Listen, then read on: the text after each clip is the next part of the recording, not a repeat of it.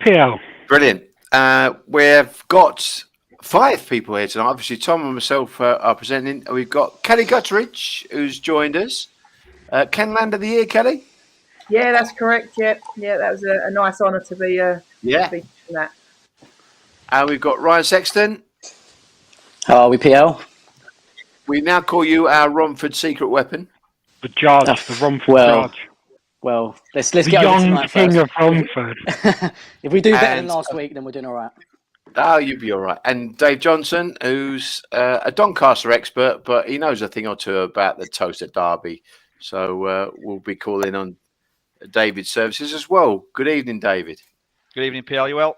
Yeah, good. Yeah, good. Thank you. Yeah. Looking forward to the derby. I think it's one of those derbies where it's wide open, and yet the quality is just superb. Yeah, absolutely. There's every race. Tonight's card I thought was harder than last night's card. So I think there's some good bets. Hopefully, put kiss of death on some of them later on. But there's quality everywhere out there, and the odd turn up tonight wouldn't surprise me either.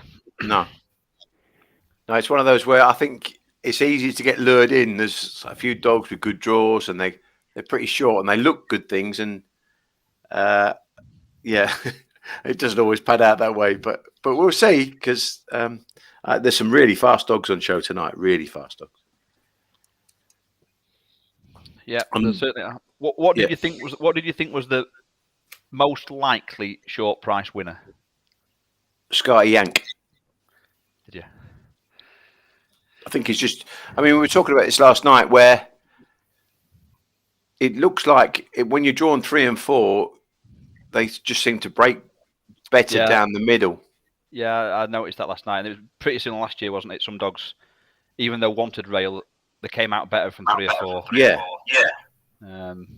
I thought Kildare was a good thing tonight. Yeah, well, they were my 2, and actually I have done a double. So I mean, I don't normally do that sort of thing, but I just thought they looked at 4-6 and 4-6. I actually made them shorter. So I made a case for Kildare being closer to 4-9, 2-5. To be honest, I think he can maybe miss his break, and he's just got too much class for them. I think it was a weaker heat. I think he just got a bit too much class.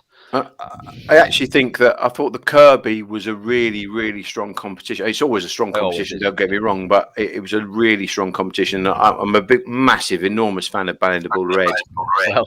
Well, my oxymoron on me is going to come out tonight, because I've got a massive position on Ballindable Red anti-post. I think he's a monster. So do I. But I think 5-4 on tonight is a terrible price.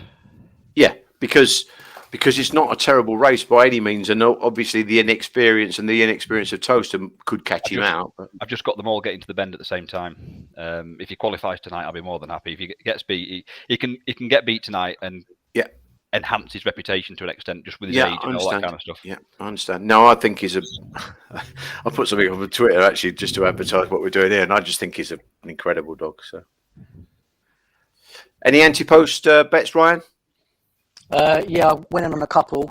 So I've done Sing Along Sally just for 33s. I know she's got a draw to overcome tonight, but if she does and she starts getting her draw, then I think she could go well. Bocco's Belly, got a little bit of 50s on that. I went in on Ballindable Ed just because of last week, speaking to you boys on here. And then 2 big price ones. I went with Priceless Jet at 125s. And I also jumped on Beach Avenue as well at 125 as well, just because of the draws.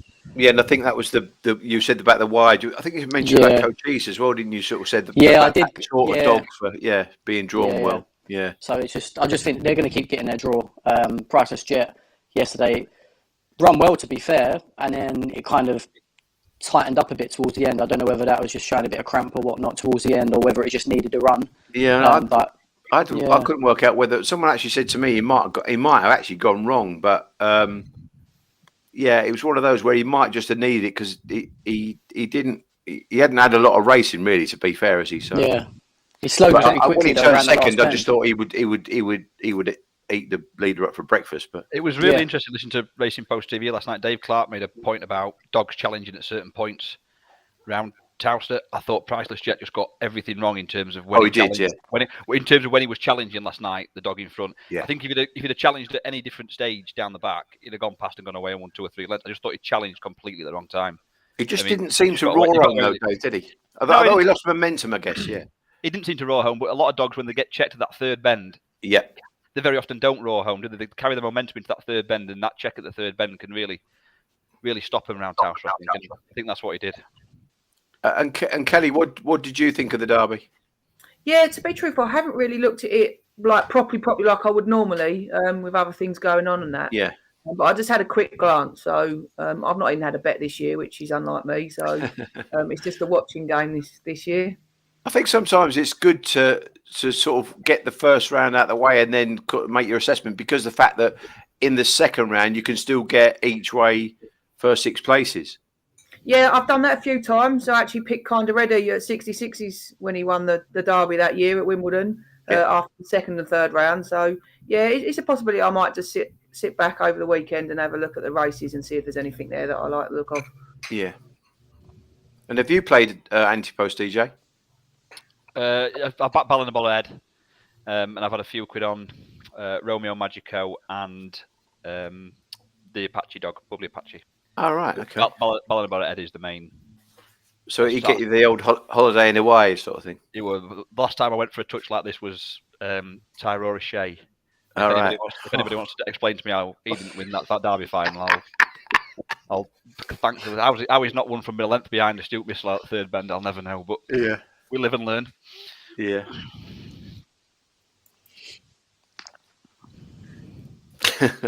Oh yeah, that was painful.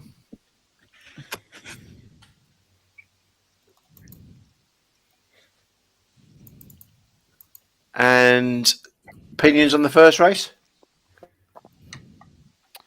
It's just an absolute match for me, 1 and 5. I've actually bet the 5 at bigger price just for a bit of value against the 1. But if the 1 comes out, I think the 1 will win. But the 5 was 4-1 a minute ago and 7-2 available. I thought that was fair enough. 4 slow away and wants to go rail, doesn't it? I think. Yeah. So I thought 5 had a nice draw, but the 1. One's got some serious form in Ireland, hasn't it?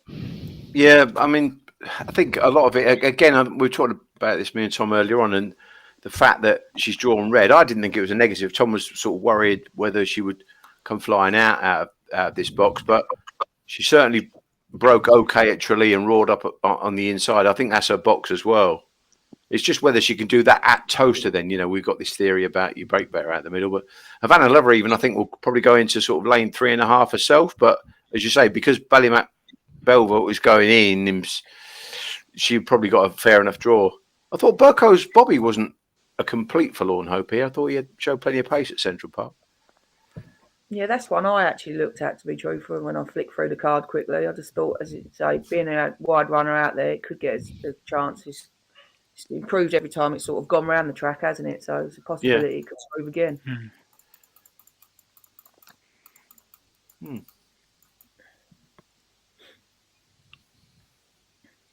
They're not even now in parade yet, are they?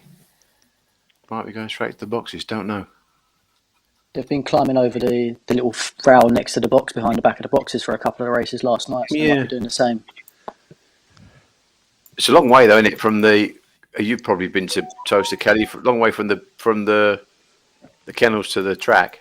Yeah, it's a very good walk from the kennels to the track, which is nice for the dogs as well. It's a bit of a warm up for them, really, as well, instead of them walking straight out. Even with them going across to the traps down the hill and over the fence, it's still a good walk. So it's a good couple of minutes walk out there from the kennels to the track. Yeah. So, Tom, what you? I'm happy enough to watch this race, to be honest. I cannot pick between 1 and 5. Yeah. I think when it was Burgess Glengar in Trap 2, I would have favoured 5, given the pace that Burgess Glengar had. But with Hilltop sitting there, it's just not as much of a danger to the 1. I think the 1 probably, track record holder around Tralee, 1 probably is the faster dog.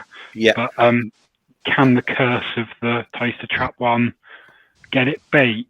Havana Lover is obviously pretty fast to the bend, not the fastest out the boxes. Gets pace it goes on. So it's an interesting race. Yeah, that's the thing is whether you can get Bobsleigh Dream to sort of break, I suppose, really. Anyway, they're all in. This is the first round, Heat 11 of the Star Sports Greyhound Derby. Air approaches. Off from racing and 3 bounces out of the boxes. Swift Woof tries to lead into the turn, but up on the inside, Bobsleigh Dream will go round in front and has a 2-length lead out the second turn ahead of the fast starting Swift Woof. Then comes Ballymac Belleville in behind, and then we've got a big gap back to Hilltop Sid, and Havana Lover is in a world of pain here, along with Burko's Bobby at the back. As they turn for the judge, it's Bobsleigh Dream with a 2-length advantage from Swift Woof, who's trying to close the gap, but the work is done, and Bobsleigh Dream goes on to score and score well from Swift Woof, and Ballymac Belleville on the rails back in third.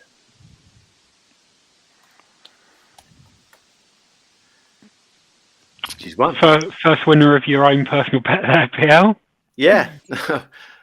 I thought she had a chance, and I actually spoke to Pat, and he said he thought she'd break okay. He wasn't too worried about a draw.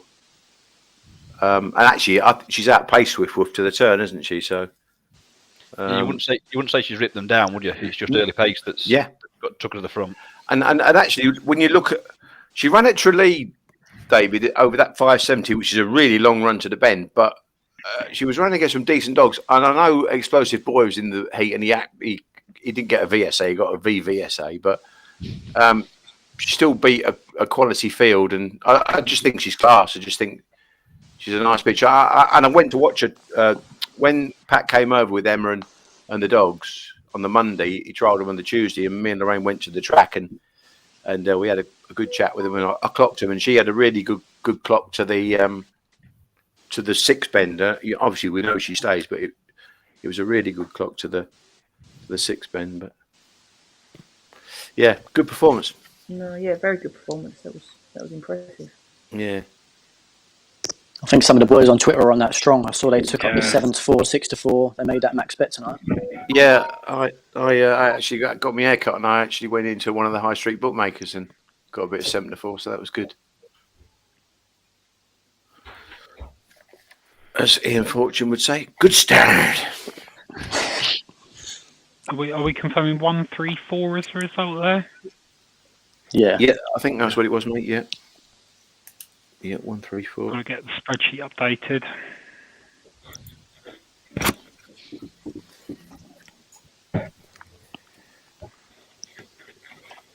Oh, yeah, the Davy B tipping contest. Did you get hold of Davy, by the way? Tom? Regarding tomorrow? Oh, no, he can't come on. He can't come on, unfortunately.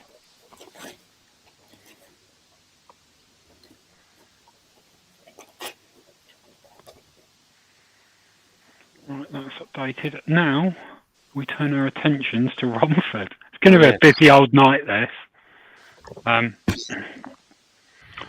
I've had a few quid on the 4, just stood out for me on the earlies, but you fancy going elsewhere with this one, Ryan?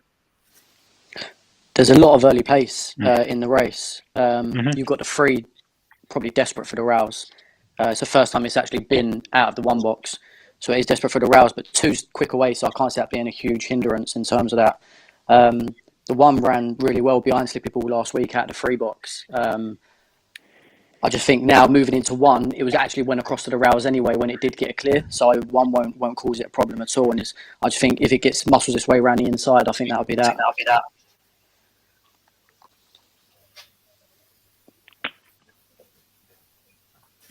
Big price of 5 as well.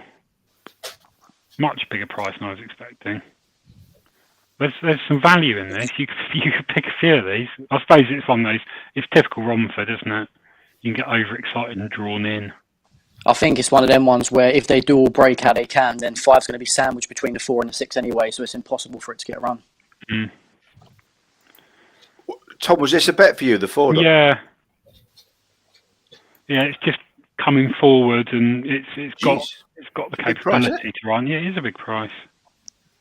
You'd have to have a few quid in him, surely.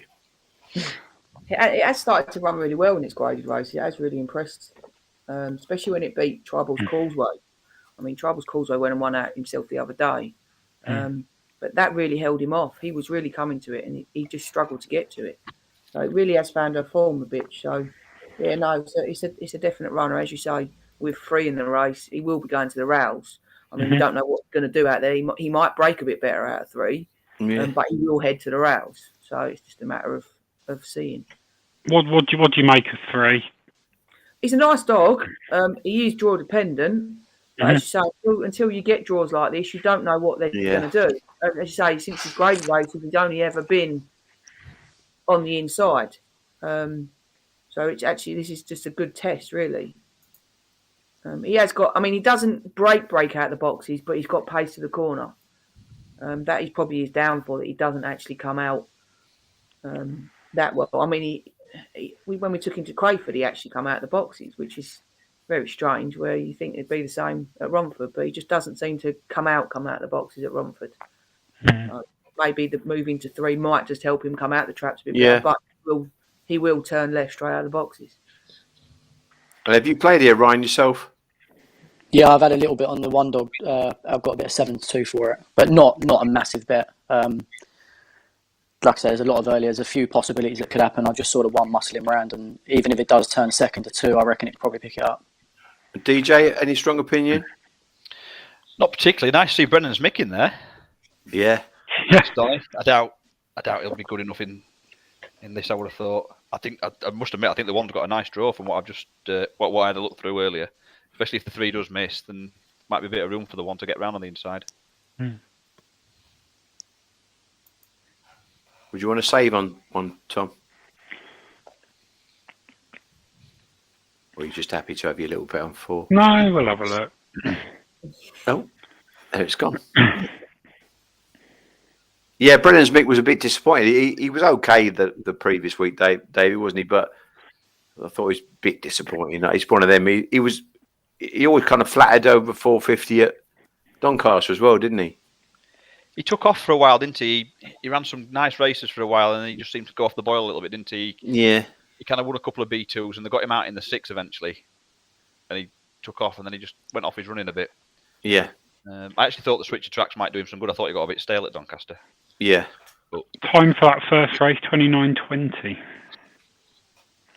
All right. Pretty quick track. Good run, yeah. A good run. Well, yeah, it's gone 30 spots quicker than its trial last week, Bobsleigh Dream. I've got a job tonight, me, ain't I? Jesus. Just realised. 6:28. I've had no look at Romford whatsoever. Here we go then. Tom's on the 4, Ryan's on the 1. And Kelly's got an interesting 3 here. We've gone to Rome. Gates lift off and racing. Fairly level line leaving the boxes. 1 is trying to rush up on the inside. There's Brennan's Mick. Didn't quite make the bend though. After shine early zip and the drawn dog, Scooby the Hulk goes on. Some 2-3 lengths clear from the 6. That's Brennan's Mick and gone to Rome, showing good middle gears and tries to drive up on the inside. Now moves into second as they spin up the last turn. It is Scooby the Hulk. He steals a middle of rails course and goes on to score by a good couple of lengths in the end from Gone to Rome in second. And Brennan's Mick looked like he was third, but we'll kind of go photo for second. Ryan doesn't miss. It's run well, to be fair. When I was looking at the races back, like I said, when it was running out of 3, as soon as it found a bit of space on the rails, it went there anyway. It moved off a little bit when it come out of the boxes, but as soon as it muscled this way around, in this company, that's pretty much it. Yeah, it's run well. I think actually there, Kelly, if they switch the draw, I don't think one like Scooby the Hulk clears Gone to Rome. So what you're saying about being draw dependent, he's running an absolute burster, to be fair, Gone to Rome. Yeah, he hasn't actually darted straight across like I thought he would. No. But as you say, 1 has actually moved off a bit out of the boxes, hasn't he? And he's coming into 2. So 2 basically got a meat in the sandwich. But no, I mean, he's battled on hard after that. I think he's run well, as you say. He's done everything that he could out of that draw. So that's just the way the draws go, isn't it, in open races? But you can see he does want the rails. You can see where 1 is coming home. He's a bit more like a 2 dog, isn't it, 1? If you're in his grade, I see what you're saying. He don't want to be out in 3 or that in the race, his race. but you probably get away with being in 2 with the dog. You wouldn't want to see it in red again, to be truthful. Switch the draw around. I'd want to be gone to Rome next week. Yeah, me and 100%. Yeah. Yeah, I will say what Ryan said as well when we were just reviewing the race there. He seemed the red seemed like he wanted it. He drove the bend, which it doesn't always go that way, does it? But he seemed like he wanted it, and that's what's winning the race, because really he hasn't outpaced your fella in 3, Kelly, and yet he's just used the inside to his advantage. That's right, yeah. As you say, he's got the draw on the rail, hasn't he, to go round, as I say. So, and we've gone to Rome, he's having to get round dogs, isn't he? So, yeah, that's the way I've been on the rail, isn't it? You've got that ideal plot to go around the bend, haven't you? Probably race of the first round coming up here, Taster. It's a tough enough race. It certainly is a tough enough race. Some fast dog. Well, Park Blake was nigh on at one stage. He went to be in the anti-post favourite, didn't he? Just in front of Thorn Falcon. Mm-hmm. What did you think of his effort, David, when he ran? He ran on that the live broadcast we did, Tom, didn't he? He ran on that day, and he kind of shortened a little bit coming home, I thought. I've not had the drink yet, so I'll be polite. I thought it was underwhelming, to say the least. Yeah. He just did nothing from the third bend, did he? At all. Right. Whether he cramped up or not, I'd not seen the race until I'd doing the card today, and I'd obviously seen the Irish form first, and thought, well, saw him lead. I thought, well, he'll go and do a good time here, and he walked from the third bend. Yeah. That can't be the dog. That can't be the dog that were winning them races in Shelburne, can it? No, and he looked a really nice dog last year, and he came back. We were talking to Ian about him, and he took a good 3 runs in the Easter Cup to show any semblance of ability whatsoever, and then he sort of came and he improved a little bit. But then he's come here and he's just, like you say, I mean, really, he got beat fair and square by Sing Along Sally at Limerick. He did. I thought he did. I watched that race. I had a bit. The prices are getting close to where I had them at. I thought the 4-box might bring Sing Along Sally out tonight. Yeah. You know, we talk about the breaking from 3 and 4. I thought it might bring her out a little bit. I played Sing Along Sally and Warzone Tom at prices, because Sing Along Sally will go rail if she comes out anyway. Yeah. And Tom might get a good sit. Park Blake might win, but I'd like to see more than what I saw last week. And I know it's first run and will have been travelling and all that kind of stuff. You can make excuses. But he didn't look the 16-1 shot that he was a few months ago to me. So until I see it, I can't make him that kind of price. So yeah, I'm a Sing Along Sally and Warzone Tom, but again, the prices are going. Yeah. Yeah. Well, like you said, the Sing Along Sally race at Limerick, I thought Sing Along Sally beat Park Lake fair and square that day. Yeah, and the thing is that can Park Blake sort of break that half a length better than her and out jump her, and then you just don't know, do you? That's the thing. It's a it's a bit of an anomaly here. It doesn't just involve them two, does it? Because the one can definitely run if the one gets a pitch down. He was impressive, and I said this to Tom earlier on. He ran out of 3, and yet does he really want one? You don't know. But if you started, they'd all know they're in a race. So that's an interesting market, the place market for the one. I could get involved with that definitely, because if the one beats the 2 to the bend, yeah, I know that Park Blake and Sing Along Sally are probably going to come rail. But I thought Kilkenny Santee was quite strong. Yeah. There's so many possibilities to what could happen in this race. You're right. Because even if four does edge in, does that then give Warzone Tom an ideal draw just to ping out and go around as well and then cut them all off? So yeah, because he will go across himself, Ryan. You're right. He will, as though he's 1 out of 5. Whether he's got enough early to clear him, but it's what, as you say, if there is a little bit of rubbing the shoulders, then all of a sudden, he's not devoid of early, and he's one of those dogs that when he breaks, he shows better early than he's not going to miss his break and then rush up. But he's certainly not out of it if he pings. It was one of them races I was kind of hoping that they'd back Park Blake so you could lay under 6-4 and have the field running for you kind of 6-4 on. Yeah. But that's not transpired.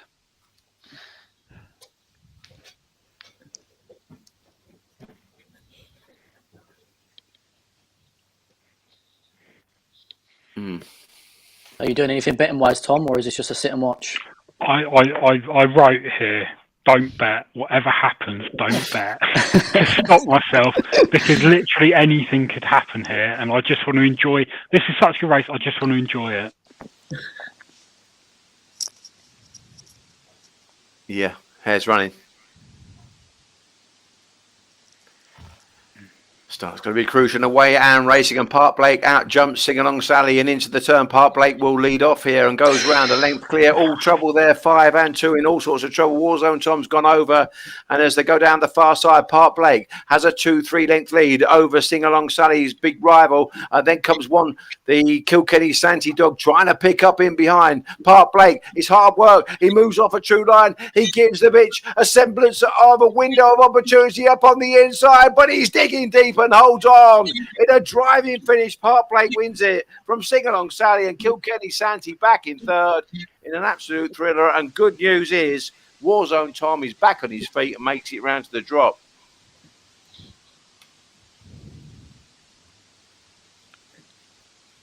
Messy. Obvious when you look back.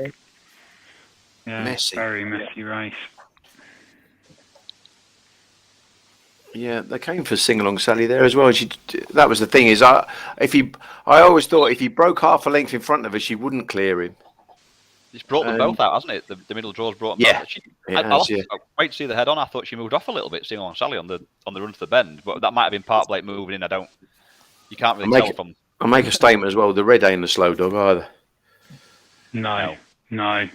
Beaten by not much there. No. He's not a slow dog. They did go up quite straight though, considering they didn't edge across as quickly as I thought they might have done. No, I actually said this to Pat the other day, and we mentioned it last night when Emma was on. Sally's now a little bit wiser, and she knows that if there's a dog on her inside, she hasn't necessarily got to dive for the roses. Actually, there you can see she's actually off a bit, just a little bit. Yeah. Park Blake's come straight as an arrow. Yeah. That's amazing. I wouldn't have thought that. I wouldn't have thought that at all. But I did think that she's just not. She's got that kind of racing brain now, where she doesn't necessarily. I think in her younger days she would just go for the rails, thinking that's the place to be. But she seems to have maybe grown up. And we had this discussion the other day. It's that has actually shocked me in that she's moved off a true line there. Quite amazed me. I think you were right though, Tom. It's you don't. Sometimes people get carried away with the winner. The thirds ran massive. Kilkenny Sandy. Bustled the way through on the rail there. The two's just about to chop her off, and he's managed to get a little run, and he's closing on 2 top dogs there. If they can get him out in one of the rounds. Not saying he's going to win a derby, but I think he could probably win a heat.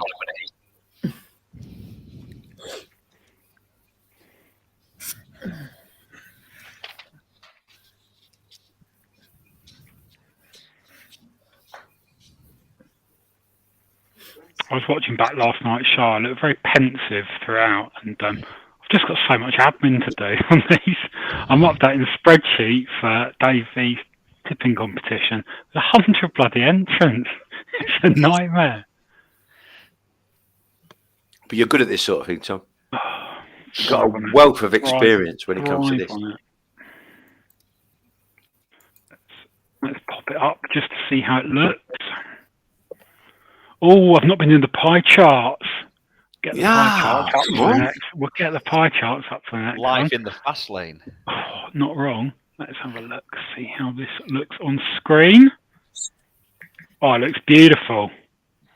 There we go. I was going to put last night's scores on so they'd add together, but it's just been a very busy day. But quite a few with points on the board. Quite a few, including myself, who got no points due to Havana Lover in the first one. A fair few who napped Park Blake, who've got some decent points on the board, but not too many left on 0. A couple of Havana Lover, Warzone Tom backers haven't picked anything up yet, but a long way to go. It was very tight after the first night. Plenty still in contention. Ryan's back. So they need to invest in internet at Romford. I'm not actually based in Romford, so yeah. Well, yeah, have some of that. All right. That's me told. Tom, Right. Are we going to bet Droopy's Delia here? Is this your nap, Ryan? Yeah, I fancy it strongly. I was watching her trials. I just think it's chucked in. Hey, all right. Tom, that's your bet here. I don't mess about, PL. You in? Like Flynn? Yeah. Think a bit Someone more? betting over 10 lengths. This Yeah, is Romford Ryan's nap. This is I'll a play. good bet. I'll play. That's all I need to know. It's running away from me now. All the listeners are just jumping in. So one is obvious. Yeah, it's 5 lengths. On the clock, it's 5 lengths quicker than anything else in the race. The only problem is it doesn't have the early pace to definitely be clear. It's probably got a 50% chance of getting around the first bend without any trouble. My worry was the 6 in this race, who's a reasonable dog in its own right. Bit of a step down in class here. Is that the Devitt's dog? Yes. Yeah. Been running. Then bet the pair of them. Have a cover. It's been doing 29.93 around Toaster, etc. So They opened up the other way around this morning. I think the 6 opened up at 6-4 and 1 opened up at 5-2 miraculously. I don't know where they got that phantom price from. He's having to go. The algorithm said so. Exactly that. if only we had a pie chart here. I think Tom must be keeping his powder dry for Toaster, thinking that that's where all the good bets are. It's just a lot going on.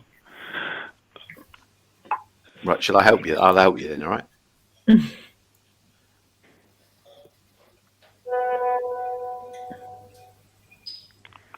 Right. Yeah.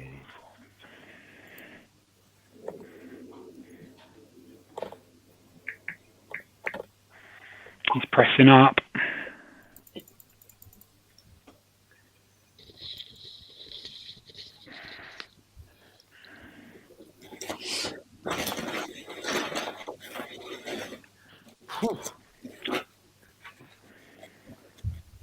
Need to smash this. Ryan, man, smashed it then. Mind you, you're already on, I suppose, Ryan, aren't you, at the fancy prices? Yeah, I got a bit of 5-2 this morning, Ooh, but the price now is about the price what I thought it'd be. Any opinion, Kelly? No, to be true, I agree with what Ryan's saying here. Like this looks a very nice dog. I see a couple of its trials as well. It's improved lovely as it's gone round. As you say, it's not really got the early that you'd like to see. But I think it could lead 2 up, and I think if it leads 2 up, it'll just run away from these. I see 6 trial the other day. It was a bit all over the shop, to be truthful. Here's running. Yeah. Heat 2 of the Romford Friday Night Maidens and away and racing, and 2 just nudged into 1 leaving the gates, and this has left Rossetti to lead into the turn and lead nicely, some 3 lengths clear from Takeover bidding second. Then down the far side, Droopy's Delia is looking to get busy and moves into second spot, but still got 3.5 lengths to bridge the gap on this leader. Rossetti for Keith Robbins still has a big lead, and up towards the line will hang on close home. 5-1. I think 3 was back in third. But Rossetti bounced out the boxes, made all, and Droopy's Delia stayed on strongly and probably will get further, you would imagine. We've been Romforded there. Yeah. I didn't see the 2 moving in. I thought the 2 might edge off slightly. But the 2 actually moved into the 1, which obviously caused a bit of bother. Yeah, I actually wasn't expecting 2 to do that, because it doesn't really do that even in its gravy race. It doesn't normally do that too. So, yeah, no, it was a bit of a shock to me that it's done that. But as you say, it showed some pace when it did get going, didn't it? And so nice stayer in time. I mean, 1's actually having a look itself as it's coming out. It looks like it's actually coursing the hair as she's come out of the boxes as well. If you watch carefully, she looks like she's actually looking out. She's only a baby, isn't she? August 20, so yeah, there'll be a few wins in that bitch. Yeah, actually, good winner in the end. Obviously, it's nice when you break like that. He, to be truthful, Keith Robbins, when he does bring some dogs to Romford, he does actually pick the winners up, don't he, now and then? He hasn't been for a little while. And when he brings the new dogs, they do actually now and then pick up a few wins. Yeah, he's Is he Henlo trainer, isn't he? Henlo, yeah. He has the Jezebel dogs and that, doesn't he? That's it, yeah. And it says attached to Suffolk Downs. So maybe he's had the switch up. Yeah, because maybe switch. Dual purpose. Yeah. What the price for that 5 on the machine? 17s. Wow. Was he? Jesus. Yeah. I've switching back. Oh, it's quick tonight. It's quick fire. I've had to get involved at that price, Belterio. This was my nap of the night. At the Tremendous price. The 2. I'm with the 2. I'll take you on with the 2. Oh, yeah. Yeah, I am. This is the best drawn dog I've seen tonight. That's the 10-10. Is this your nap, is it? At the price as it was when it was 3-1 plus. I've had a bit of 7 or 2 earlier. Sent some foot soldiers out to certain high street bookmakers. I just think if it clears the 1, it's got a lovely draw. I think 3 wants to be out in 5. The 3's got a bit of pace. Sydney's got a bit of pace. I just thought them two could get in trouble, stop the wides, and I'll get the 2 over the top of the 1. Yeah. Massive respect for the 6, by the way. I mean, the 6 can run. It was just didn't necessarily see the 6 getting round. 59 of 100 entries in the tipping comp have gone for the 6. Master 10-10, 27 of them. Annual Sydney 10%.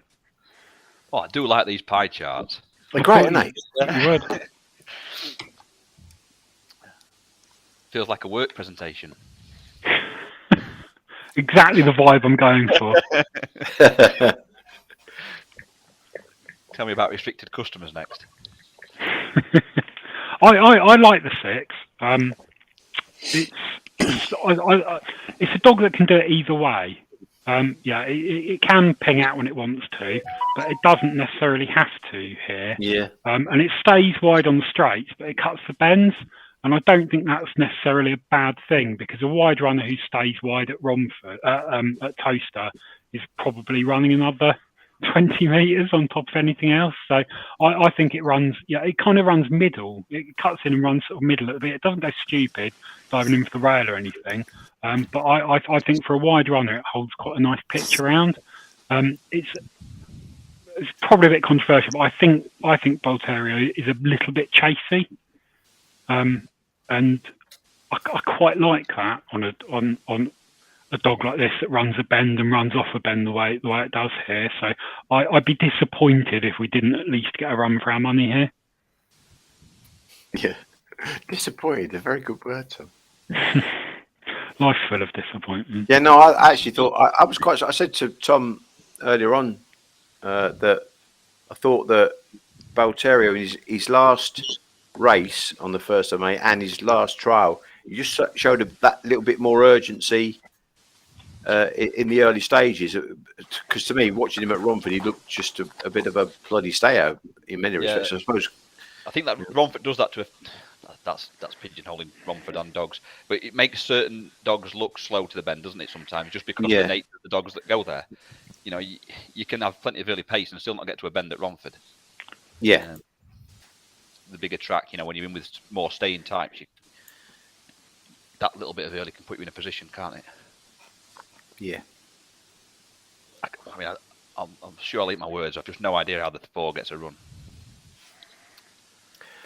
Well, if he smashes out, I mean, that's his chance. He's got to smash. Yeah, I liked him at Monmore. I thought he had really nice. So I actually backed him for the Monmore Puppy Derby, but he just got found. He's probably going to be a bit vulnerable as well. So whether Monmore, in my opinion, would be his track, yes, and not Toaster. But then, having said that, you get to the front of Toaster, and you can sometimes amble home. So, it's a tough one. Because he's a nice dog, definitely a nice dog.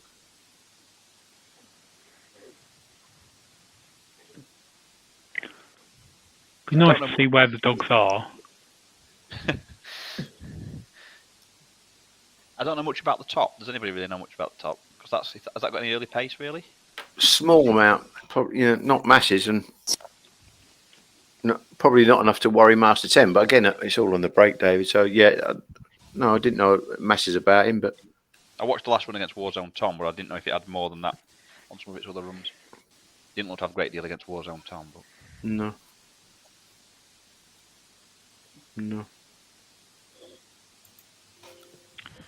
Go wide. Thought was level here.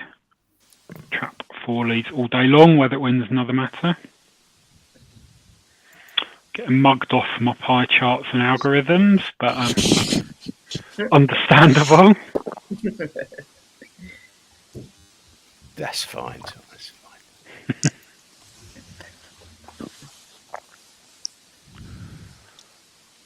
Going behind.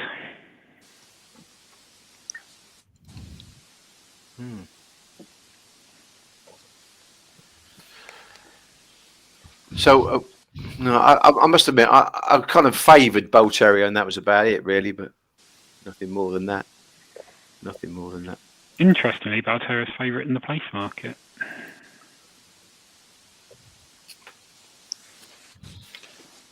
Here we go then. Wide open market, this one. Hare runs, heat 13 of the Greyhound Derby. And they race away. And a decent start from Master 1010 and Tiffield Trajan into the turn. Master 1010 will go round in front, courtesy of the inside line. Oh, Balterio might have gone wrong there at the back. Three's got shuffled back. Tiffield Trajan coming out the second turn. All of a sudden, Master 1010 has escaped. He's some 3 lengths clear from Droopy's Cavalry in second. In behind this comes Back Road Tiger as they turn off the last. This trio are well clear. It's the blue Master 1010 going on to win by a couple. From tight in the end, second was Droopy's Cavalry just in front of Black Rose Tiger. I don't think that was good for 6, was it? No, definitely didn't look good at all. No.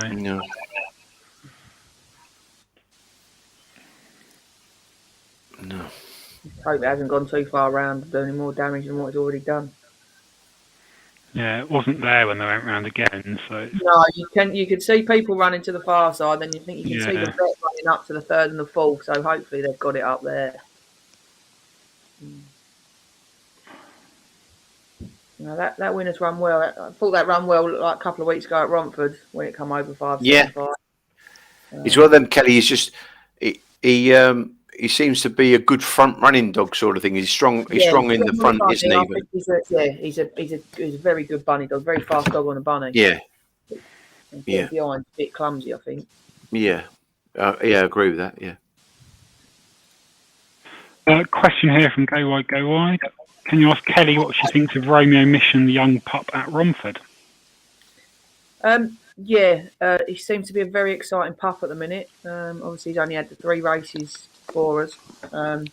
He's unlucky in his first ever race. Come out and won his second, and then the other day come out and done a really impressive time in 23.96 in his second race, in his third race, after a 3-grade up hike. So he seems to be a nice dog. I took him up to Sunderland on Wednesday for a trial, with the aim of the Sunderland puppy competition that comes up in July. He trialled really well around there as well. 27.30 first look. So there's a couple in the litter that look nice. It seems to be a nice litter that David sent down to us out of his breeding. So we'll just hopefully he can improve on what he's doing. There you go.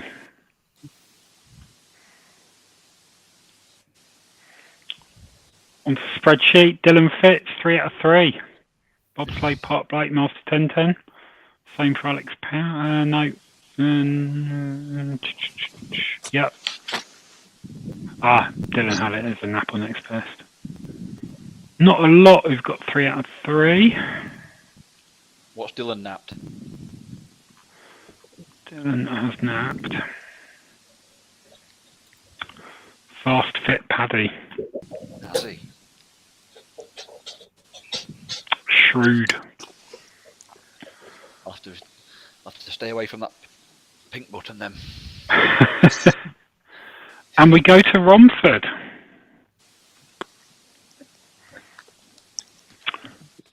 What do we think on this one, Kelly? Nice graded race here. We've got a runner in here, So Handsome.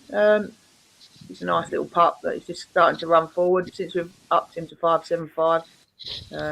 He's won a couple of races.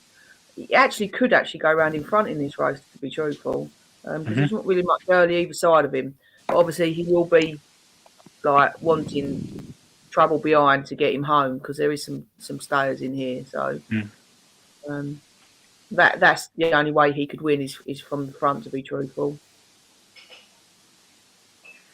I mean, the mate to order dog on the outside, it probably runs another 40, 50 metres to everything else because he just plods around on the air around. He's just a one-pace dog, but when he gets it right, he's a fast dog. Yeah. What do you make of it, Ryan? It's a hard race, to be fair. Normally the graded 575 is the first race that I go to, but I found it's quite hard. I wouldn't put anyone off placing the 4-dog though. I think that's massive. 20s to win. I don't know what the place market is on that.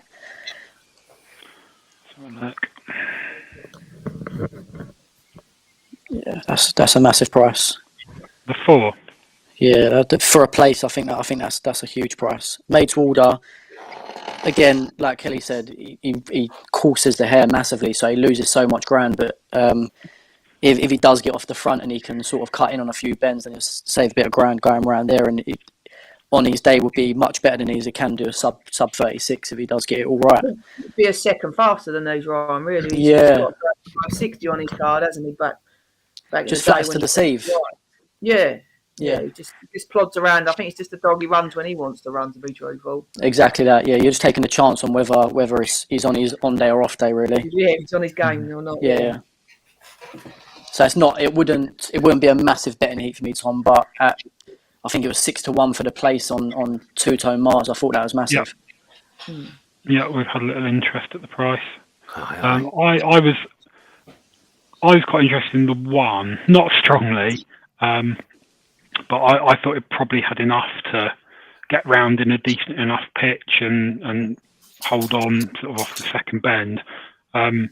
But there's, 4 railers in the race? It was hard to form a strong opinion on this one. But I'm happy we've got an involvement, got a play.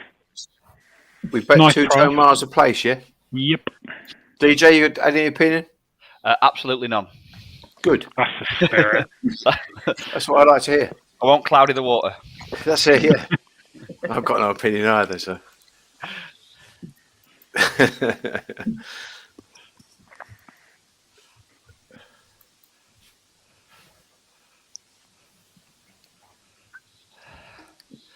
All locked and loaded.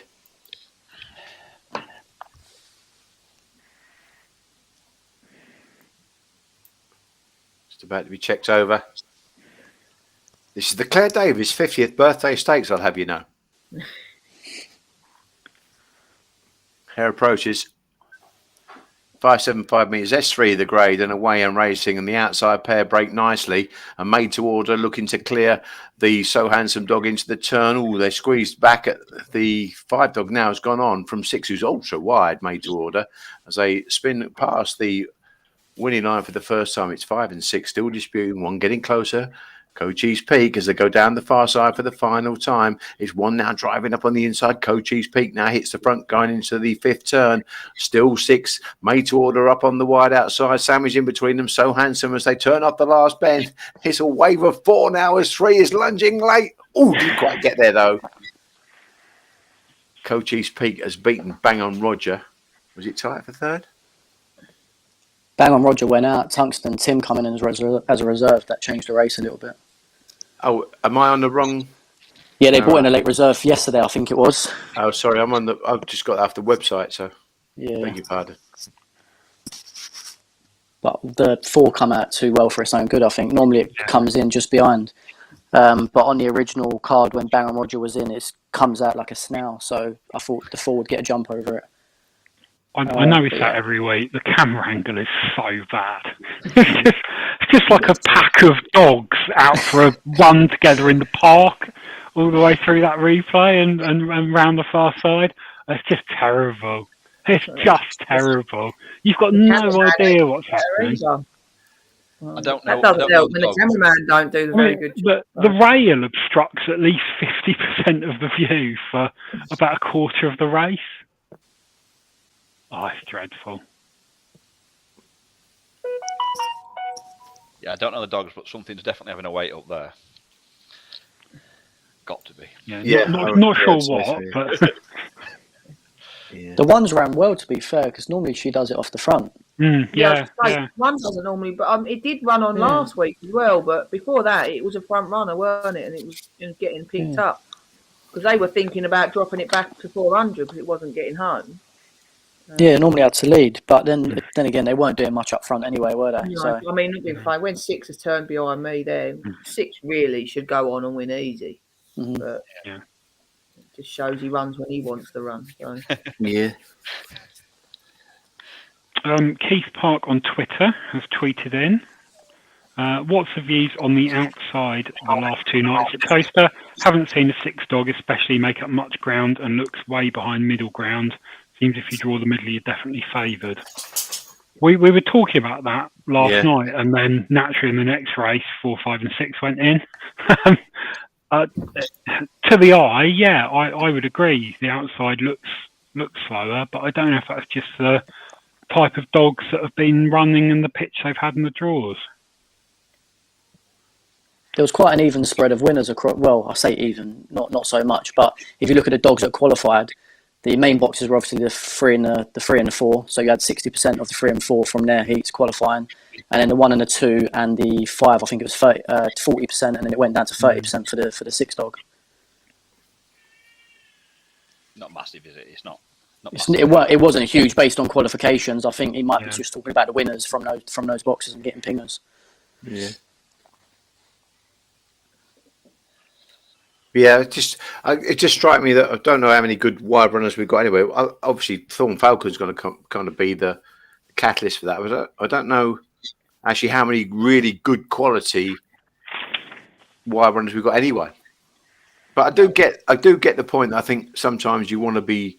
The advantage is to be on the inside at Toaster, but like you just said, Brian, in a way, a lot of those raiders get drawn down the middle and just go wallop anyway. So it's kind of that is that then a bit of an anomaly on the spread of traps. I don't know. Cool. I thought it was quite funny. Ben Keith did a preview thing, didn't they? I didn't actually watch it for the derby, but I saw his opening thing where he said, basically going back to Towster, where you don't want to be a wide runner, you don't want to be a rails runner, you don't want to be early pace, you don't want to be drawing in 3 or 4, you don't want to be drawing in 5. I thought everyone said all these things about Towster, haven't they, over the years? And listen, it's not perfect. I'm convinced it's not perfect, but I think we can read too much into it in terms of some of these draws. And like, how many top class wide dogs have we seen so far? Are there in the competition? Full stop. Exactly. Yeah. There's probably not that many, are there? And a lot of the dogs that are drawn in 5 are middle dogs that end up out in 5 that probably really want to be in 3 in the pingy boxes and aren't in there. And so I think you've got to take it a little bit pinch of salt. We've only seen 13 races, haven't we? So, but this is what I kind of say though, Dave. The thing is, what happened was, and again, it's probably, to be fair to Kevin Booby, it's probably down to COVID in that he bought the track and then no one could go there. And when you start to cut corners and then mistakes happen and you leave yourself wide open to criticism, then that sticks.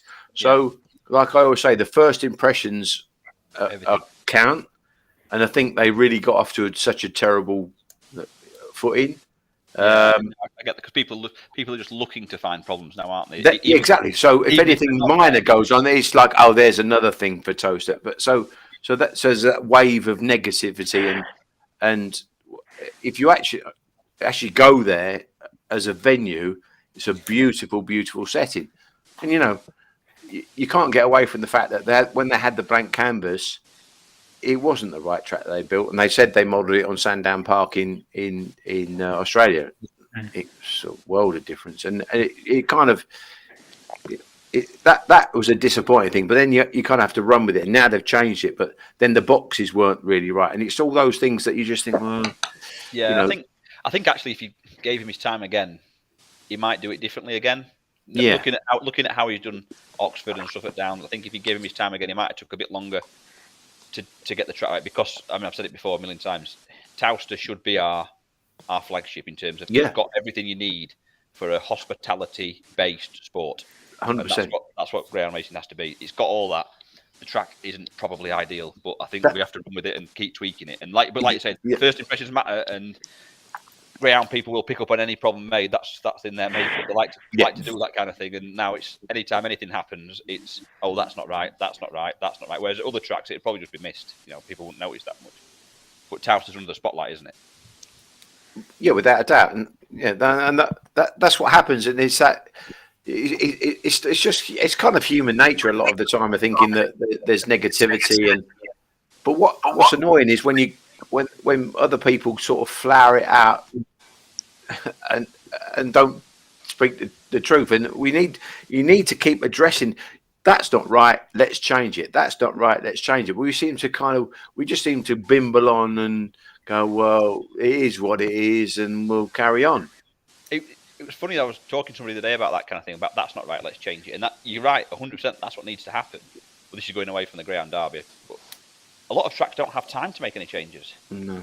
When can you can't just shut a track for 3 weeks and say let's do something and let's make this change because they have because to they've got the contracts. Exactly, and that takes precedent. And yet, when you've got an ability to take 2 steps back and go, well, that's not right. Let's do something about it. That they're the people in my opinion that in the long run will succeed. I agree 100%. It's just that the contracts mean that. I mean, you can't see the contracts being the contract providers turning around and going, yeah, no problem. You have 3 weeks. Like at Romford, the camera angle at Romford is terrible. If you probably talk to the people at Romford, they would say, yes, it's terrible.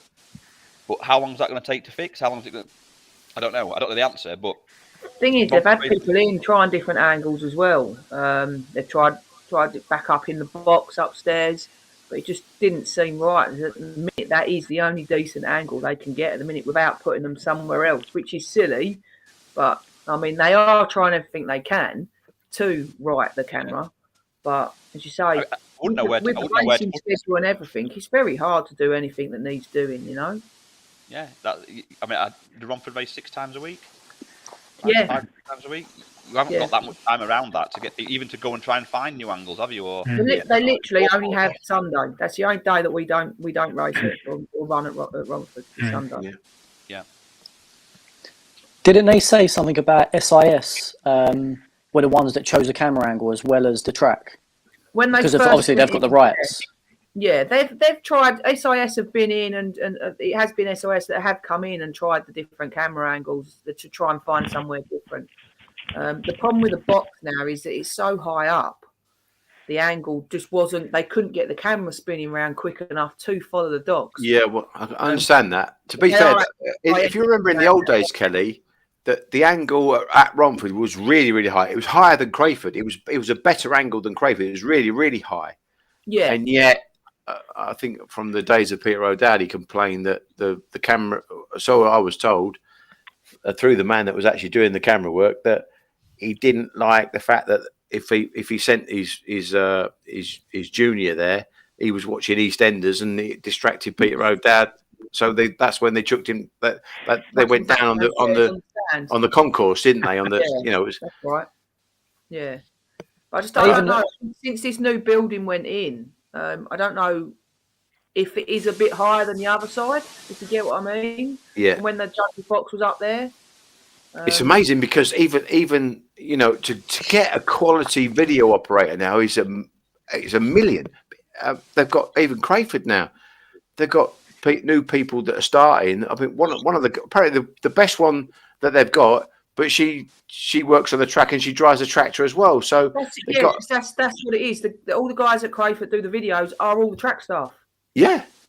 Yeah, it's the track staff. Cooks the bacon sandwiches, does the videos, drives the tractor. Yeah, that's it. Yeah.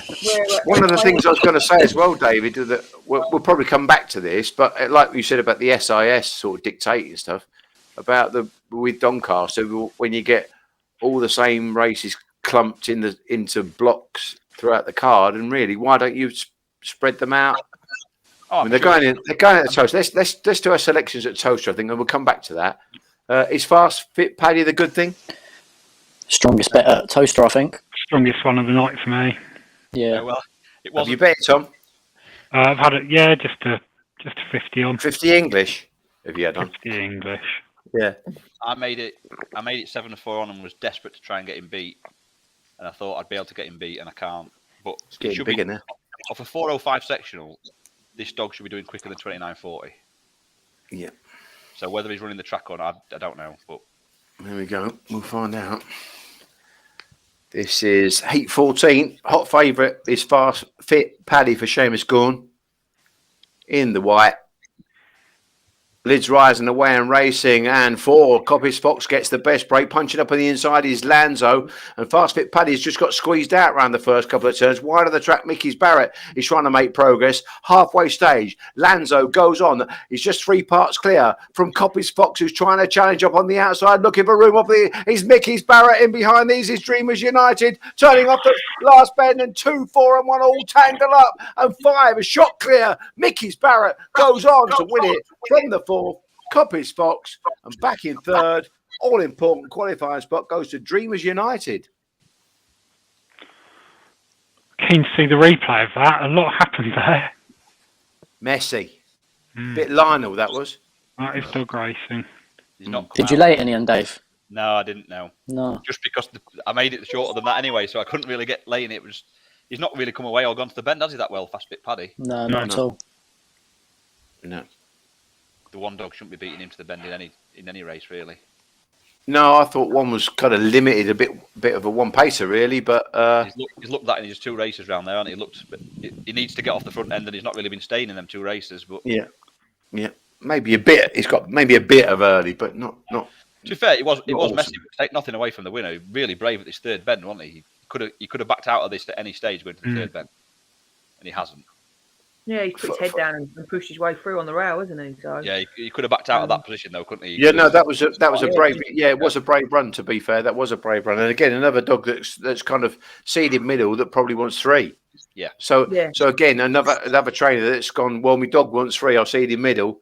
And like a lot of dogs have got, my dog wants 3, but I'll seed in rails. And he's probably a 3 or 4 dog really. And he's got to get pitched out in 5 and 6 in the next round. Yeah, are they still doing the? Are they going to do the review again after the first round? The racing office on the seedings and stuff. Not that I've seen any that have been wildly wrong. David, funny enough, they didn't ask me to do it this year.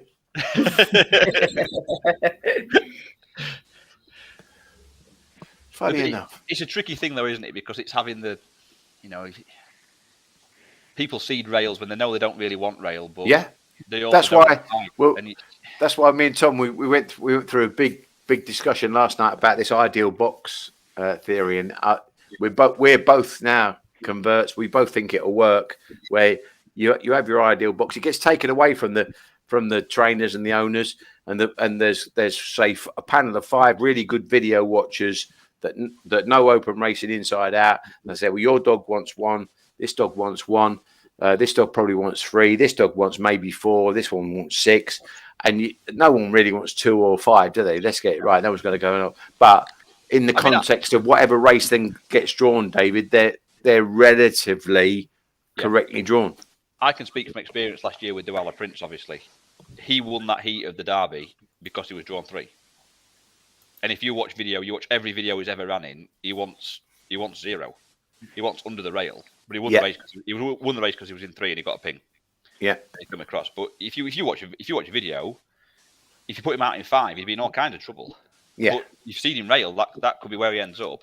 But I get that what you're saying. It sounds a better system than what we've got. But you're never going to get the perfect system, are you?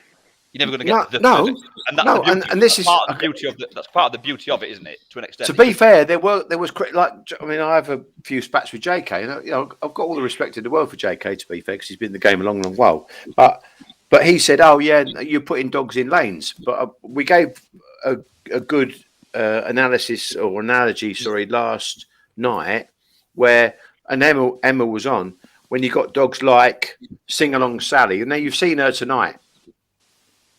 Maybe she's not as good. Maybe actually Droopy Sydney is probably a better analogy now. But if you get Droopy Sydney as a railer, and you get Lord Taro as a railer, and he gets Lotaro gets 1 and Sydney gets 2. That's you would, if you was a race manager, you'd never draw them that way around. Never. But I'll use the analogy with Park Blake actually, and Sing Along Sally. And Park Blake, if he was a railer, they'd say, well, we want 1. you saw them at Limerick, and Sally wants one, but they got drawn 1 and 2. If they were drawn the other way around, you go, yeah, that's okay, that's fine. Yeah. But if Lataro, Patrick says he wants 1, you go. Yeah. But if in this instance, that's effectively what you're allowing him. Because he seeded rails, you're allowing him to do that. So Lataro can get 1, and Sing Along Sally can get 2. And it's wrong. There probably needs to be more than just the 3 basic seeds, isn't there? Yeah, but I know what you're saying. So what I'm saying is, then you get to the middle to rails and the middle to wide. Yes. And my argument was last year, I said to Andy Lismore, "What's the difference between middle to rails and rails to middle?" And no one can answer it. No one can answer that. No. But having said what you just, if you put Sing Along on what you've seen tonight, if you put Sing Along Sally in 1 and Park Blake in 2, there'd be trouble, wouldn't there? Because Sing Along Sally's moved. You think so, but then again, maybe not on the rail. I don't know. To be fair, Dave Clark made a really good point last night in that when and you probably bear me out this, when dogs go bang and they've got clear daylight, sometimes they'll just course the hare. Whereas when dogs go bang, and like I said to you with Sing Along Sally, if you've got 3 Park Blake and Sing Along Sally in 4, you think, oh, she's going to bore across him, but she didn't. No. So what happens is sometimes you take the trap draw the other way round, and it still stays the same because. So, and this is what I'm saying about video watchers and understanding greyhound racing. What happens is with trainers, they let the heart rule the head, and they make wrong decisions. It should be taken away from trainers, and it's exactly for me. There's the beauty of draws. I mean, I love draws. You know, I do. We talked about Doncaster Pole. I love a draw. Can't beat a draw. It's the ones that are dangerous that need to be eliminated. It's the dangerous draws that need to be taken out of it. The ones that the seeding rail, as you say, the seeding rail to get 3 and 4. They're then dangerous draws, aren't they? They're not making. It's not making for fair racing at that stage. Yeah, but the thing is as well. We've been air horned. Ryan, Antigua Socks or Carter Bar? Socks. Different dog on when he's in 1. I said last week out of 2, didn't fancy me. Run well out of 4 the week before. They could beat each other week in, week out if they really wanted to, but I just think Socks is a different dog in 1. Yeah.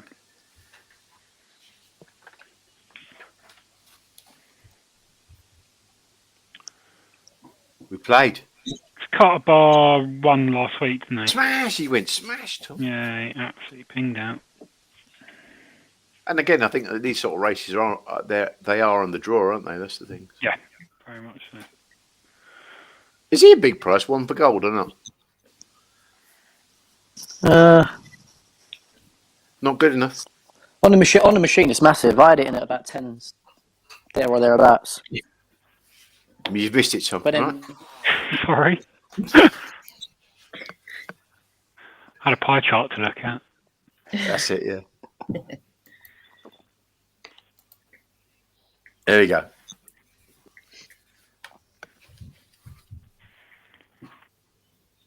And away Aaron Racing. Antigua Socks gets a decent break, but 1 for gold is rushing up into the turn and tries to swoop around the outside, but can't because Carter Bar has showed the better early pace. And all of a sudden, Derek Knight's Charge has got a 3-4 length lead round the last 2 turns. A set sail for home. Antigua Socks is trying to close down, but up the last bend, Carter Bar length clear. Antigua Socks is trying to make a race of it. Photo! It's a tight one. I fancy 2 might have held on, but we'll leave it to the judge. God, Socks has run a cracker there to get anywhere. Yeah. Yeah. I think Carter Bar's held on. No, yes, so do I. On first look, said that, yeah, but it does favour the outside a little bit on the camera angle. Oh, Jesus. Yeah, I still think Carter Bar's held on, but yeah.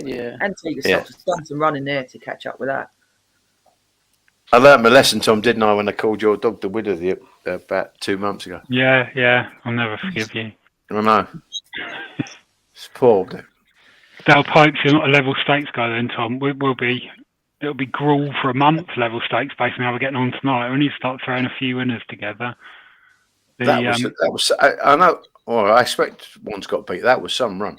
Yeah, it was. Ooh, I'm Very going close. one. I'm going Oh, one. it's very close. No, winning line isn't actually where the winning line is it? Yeah, that's past winning, I think. Yeah, it's just a little bit. I don't know. Four, isn't it? Tom, as a fellow punter, just so I know, when do you start hitting the panic button with this betting and start going forecasts and tricasts? Probably at this rate, Soon. about I don't know, 7:48.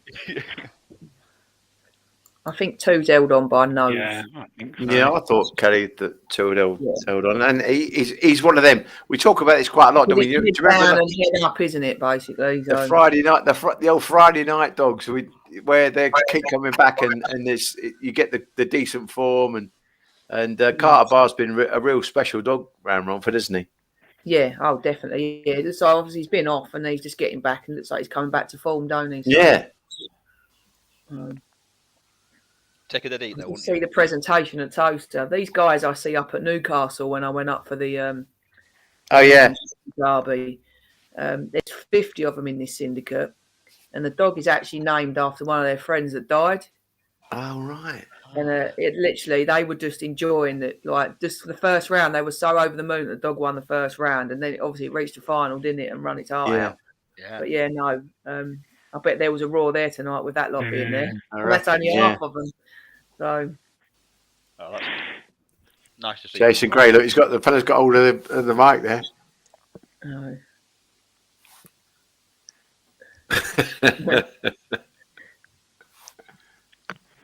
Brilliant stuff. Yes, good. I know we've missed a pie chart in the last one. Unfortunately, 5-foot Paddy was pretty popular there. 94 out of 100 went on him, and there was 3 people. David should have laid him. If he was that short. You've got to see that. Next one, Signet Ace, unsurprisingly very popular. I might hit the label. Glengar Scholar, bit for Call Me Steve. The scoring in the tipping comp very low tonight. There's a lot of people. No. Well, it's definitely not got beat. I honestly, on the photo, I thought it got up. It has one. Yeah, I thought it got up on the photo. Okay. It says 1, 2, 3 on the website, but it doesn't say. Sometimes it does that when it's dead heat. That's all. So the commentator was correct to call the photo then, Tom. Because the blue bar makes the blue bar with the lights. It makes it quite deceiving. Because when they're under that, that's where you think it is. But it's a little bit. Is it a little bit more forward than that? I swear to God, I called. There's a little winning post there. A little winning post sign. I called the dog a winner, thinking it had gone past when we did it's a 575 dog. It was a Tom had stuck a red dog up. Dead eat was it? Dead eat. Yeah, but I thought I was convinced it win, and then when I think Billy McMahon might have been. No, he said it's got beat, and I went nah. When I looked at it, I thought maybe he's wrong. But what I'm saying is that angle, for a commentator, you just think Jesus, just play it safe and go it's close. Yeah, because you can mug yourself off easily. Yeah, I do think it's the blue where the lights are beaming down on the line. Because like Kelly said. It's just in front of that. So as soon as kind of you look at when they come across line, because that's where it always gets stopped as well from SIS. They always stop it where the blue line is. So that could be the difference between heads up, heads down. Yeah. Yeah, you can see in the fence is actually where the ray is. There's a little red and white sign that actually is the finish line. It's like it's got plenty of it. Line down, and it's not. It's after where the line actually is. Yeah. But you would take a dead eat from the first bend, wouldn't you? I'm going to say. Like a result in here. Yeah, you're not wrong. You're not wrong. More abuse for my pie charts. Pie chart wrong colour, Tom, for jackets. Poor from Tom.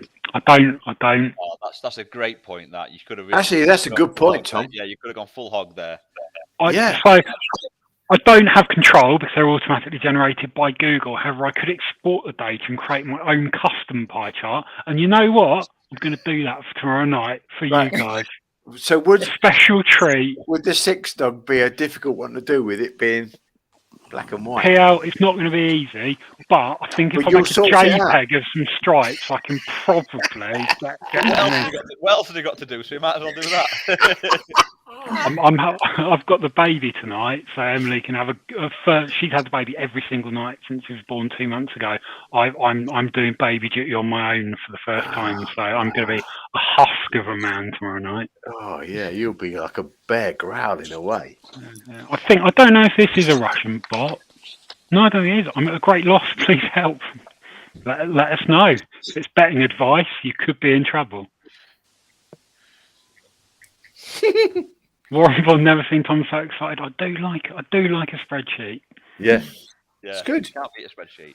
Oh, DJ? He's absolutely amazed me with his technology. I always want to learn. Yet Tom goes, "Yeah, you do this, you do that." And I go, incredible. 5 minutes to the off at Toaster.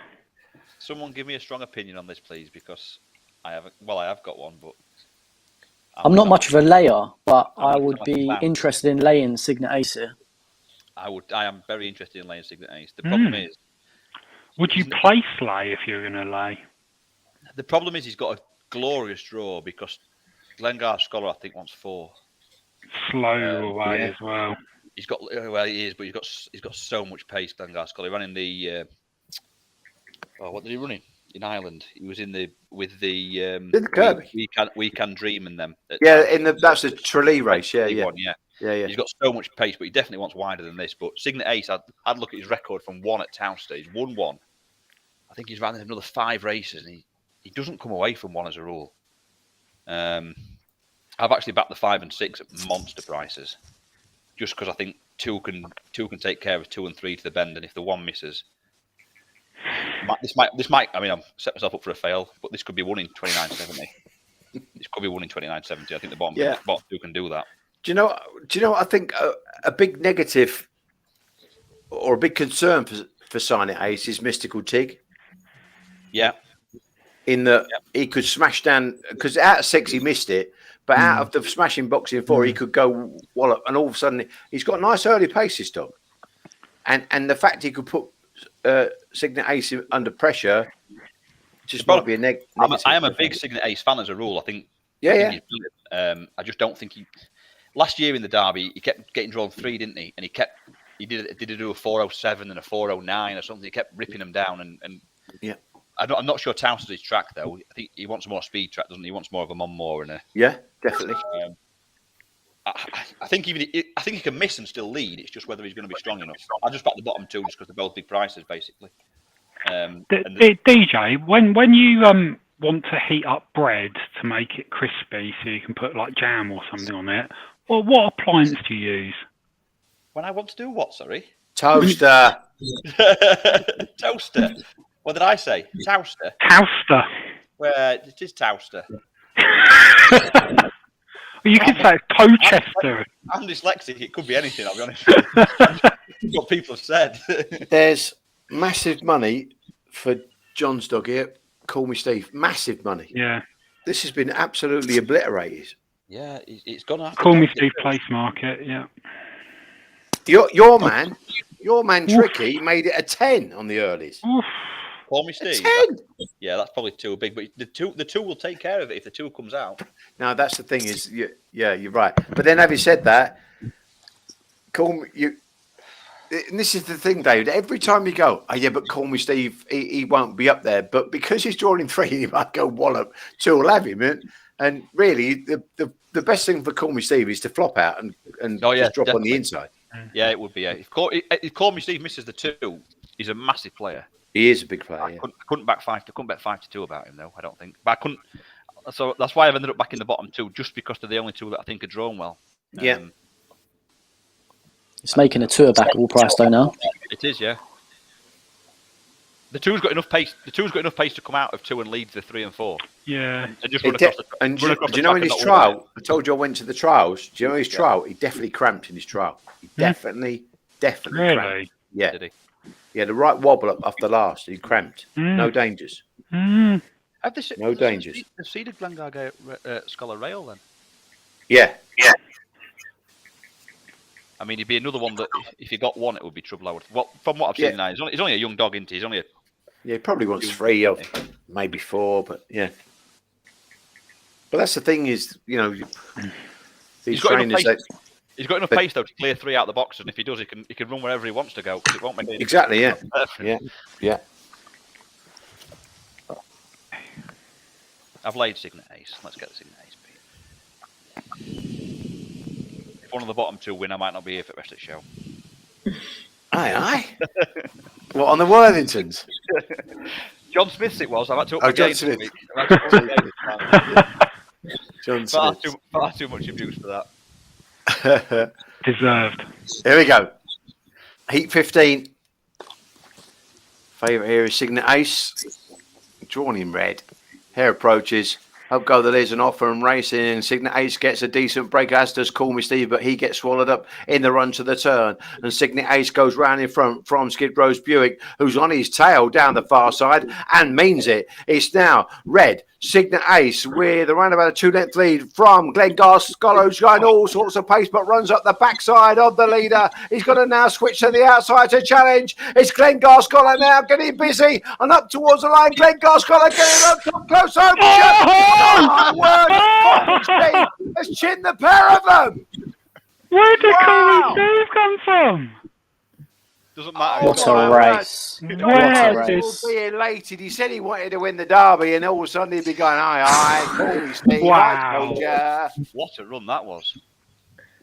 He broke and got absolutely. Oh, he moved off. He moved off himself and got tangled before. Yeah. He's got in all kinds of trouble. Jeez. Good grief. What a run that was. The 2 and the 3 have both shown. Mind you, didn't 2 show big pace yet? Jesus Christ. If 2 would have got round the 1 on the third bend, I reckon that would have went on to win. It So would yeah. And lads and lasses, two wanted to go inside 1 as well at the third turn. That was his undoing. And we're saying about, he's seeding. Well, you've got to say, well, Pat was right, you know? He's 100% right. He's not moved off to the bend either, did he, really? No. No, stayed straight to die. Yeah. Oh, 3 has just weaved his way in and out of the field, hasn't it? It's gone inside. It's gone look out. at the foot. He's 1,000 to 1 there. And he's How got on tangled with earth 5 has he there done coming up the that? last.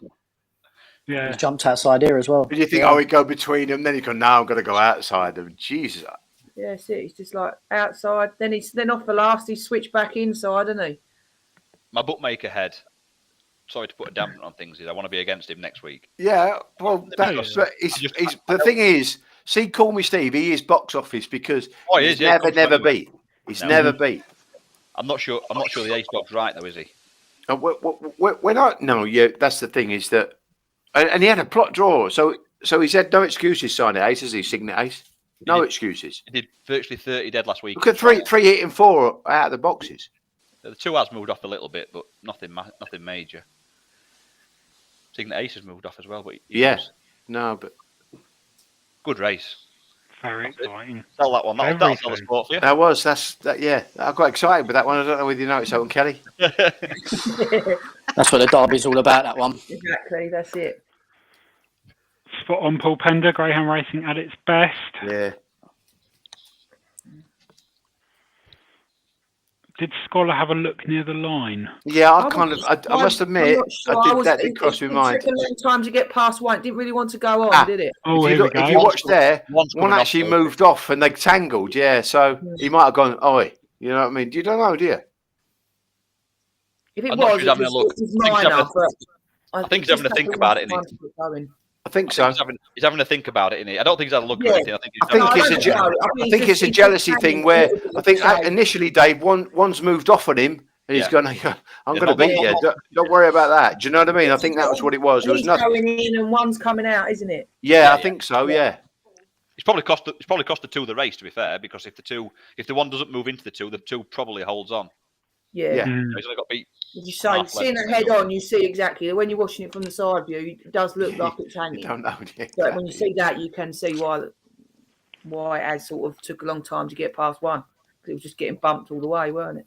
Yep. Ryan. Yeah, I've bet one here. I'm on Swift Raisin, but I've got early doors again at 4s. 5.19 split round Yarmouth, 27.77's good going. So off the front here, I reckon it could do well. It's run over 6.59 at Yarmouth as well, and it just got caught on the run in by I think it got swallowed up towards the end, so it should get the trip. But Young Burke would be running on well. We backed Lulu You Go last week. But I just think 3 will get the jump over these and hopefully just stay in front and win.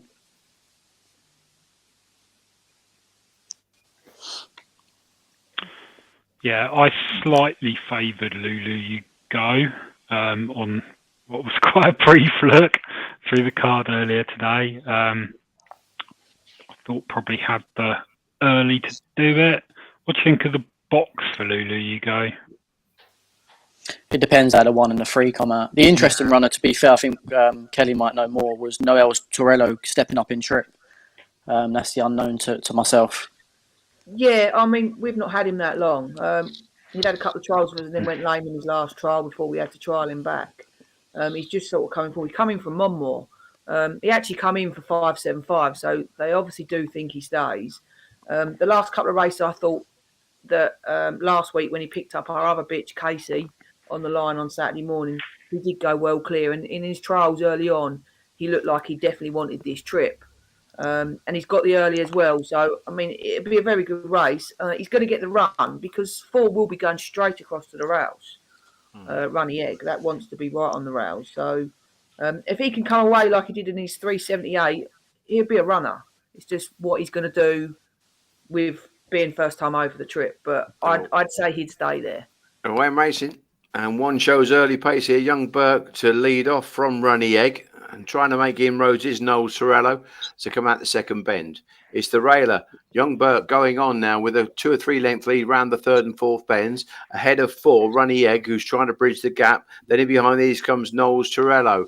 And making ground now is Swift Raisin into the 5th turn, but it's still the red. Young Burke, who has a 3-4 length lead over Runny Egg. As they come off the last bend, Young Burke is going to make all and win stylishly. A tight railer goes on to score nicely from the 4. It was tight for 3rd in the end, but we'll leave that to the judge. Not getting involved there feels like a win.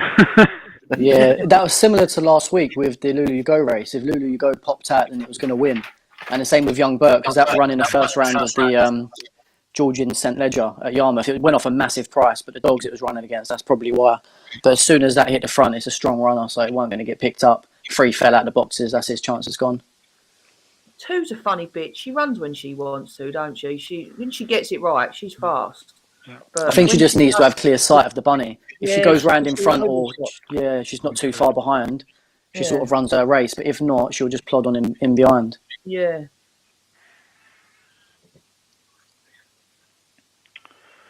I mean, Erica Samuels, they bring some dogs down. And they're not far off first time up, really, when they do come down. They do take some up. It's like the other one they had not long ago, weren't it? First time up over 5.75, went ping and led all the way and won easy.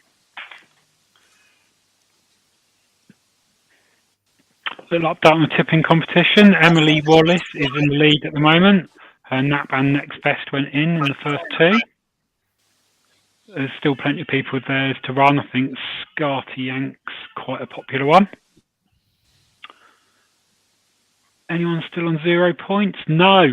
Everyone's got at least a point. Double entry. Or I've copied it twice, one or the other. Never admit a mistake.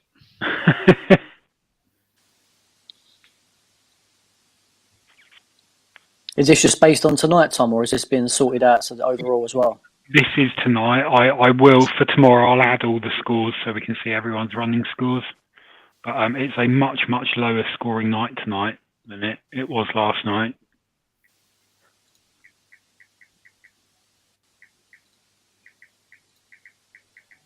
Any Naps and Next Best landed?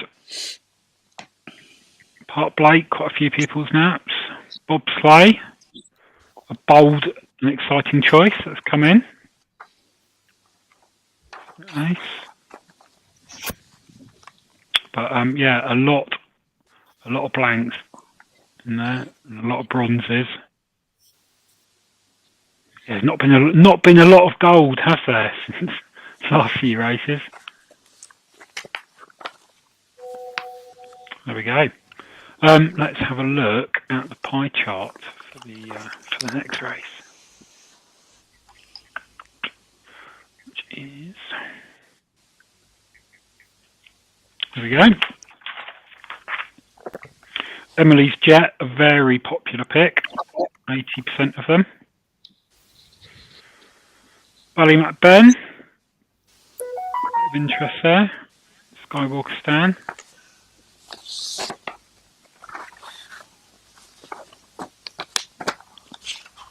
On Emily's Jet is the obvious one. But my big worry for Emily's Jet is the one dog just being drawn in trap one. I think it's going to turn right out the boxes. What do you reckon, DJ? Yeah, I had the one the danger to him. I wish they'd stop calling dogs female names. Really Yeah, I know. Yeah, but I've actually got. Can I have a Steward's inquiry there? Because it's Emily's Jet, so it could be Emily's Rascal or Emily. It doesn't make it a female, does it? Okay, you can. If it's Jet's Emily. Talking about the rules of English with me, Paul. Just saying. We've only just established what a toaster is here. Come on. Just saying. Anyway, I just know that every Emily I know is a female, so just to swerve it, because I've got a PA, as I told you, and she's got 2 questions for Kelly. The first one is, how's temping? Yeah. Do you want me to answer it now? Yeah. Or do you want me to read it? Right. Tempin is absolutely superb. He's absolutely bouncing at the minute. It's a shame because we was looking to try and bring him back. But because of all of this new ruling with the payment being paid by the tracks and the GBGB scheme, once the dog has been paid for and by a track, it has to be then retired, which is a similar thing they do in Ireland. Unless you want to pay the money back, then obviously you can bring it back. But to be truthful, his operation was a lot of money. It's more than I've ever seen. But to be truthful, you would not even know that dog has actually had a broken leg. You can't even see where it is. He's jumping around and everything. We've actually got his first litter out of him at the kennels. It was born a couple of weeks ago. They're out of Pantone Whisper and Tempin. Lovely, yeah, nice one. So hopefully we'll have a few more out of him. That's basically what we're going to do with him, using the stud. Yeah. But basically he's a kennel pet now. He's sport rotten. Still lives in his old kennel. As soon as he come back, he got given his old kennel back. The dog that was in there got kicked out, so he could have his kennel back. So, he's lovely. He's in great form. So it's just a shame that we couldn't give him a go to come back. So that's good. And to be fair, David's always liked to breed a litter as well. So it's nice to have a from your own dogs, I suppose. And yeah, we Pantone Whisper was a nice litters a year. So and obviously we're just starting off with a couple of new brood bitches now. Obviously this would be Pantone Whisper's first litter for us. We've got a litter out of Swaby's Lucy Jane that are just schooling at the moment.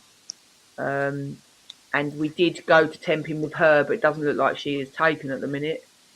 So obviously we'll have to wait for her and go again. But like basically now we're just starting on to new broods. Because obviously with all the other ones that we've had are getting a bit old now. So moving on to the newer ones. So we've got 2 litters that they're not far from the track, and that would be Swaby's Lucy Jane, and there's another Pyman's Jet litter that are being schooled at the precise minute. So. And the second question I was going to ask you, that's from me really, was do you remember Warning Over? Yeah. He's here. I remember him. Is that him right there? Yeah, that's him there. Yeah. Yeah. Okay. Got 3 of them here now, so. We've got Lily's Coco. No, she passed away. When did she pass away, Lorraine? June the 8th last year. June the 8th. She remembers the day. Yeah. So yeah. So she was from the Gary Noble litter that actually Lorraine trained the mother, Special Liberty, and Lily's Coco was they were about the same time, Warning Over and Lily's Coco. I had a syndicate with the same lads, all from Racing Post TV actually. About 16 of us there was, and and she won a maiden open at Romford. Yeah, she was a bit of a bandit, really. She was a bit of a kidder. She was a kidder. Yeah, she was definitely a kidder. But it's funny because her first ever race, she ran from trap 2, and I mean, you'd never see Peter O'Dowd in the bar. For some reason, I don't know why. They might have done a trap draw, Peter O'Dowd and Steve Woodward, in the upstairs bar. And I said, "Oh, I thought the bitch ran well." He said, "Yeah, she's desperate for trap 1, and she got trap 1 forevermore after that." Yeah. She never ran out of a grade race other than from that day onwards from trap 1, and she got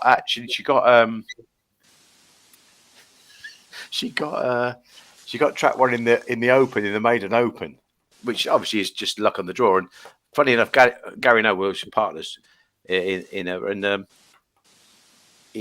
I think he fancied one of Diane Henry's in the race. He had a little saver on our bitch. Anyway, our bitch went crack and she led all the way. And as we went down to collect the trophy, Dave Fredericks was obviously with the clerk in with the books and that. He went, "Oh," he said, "have you got trap 1 painted on that bitch?" I said to him, "Why do you ever?" I remember it clear as day because she desperately wanted trap 1 anyway, and it is a GB trap draw, so you know she got what she got. Exactly. And yeah, she was a little bandit by him, but maybe he'd done his dough that night, eh? Probably, knowing him, yeah.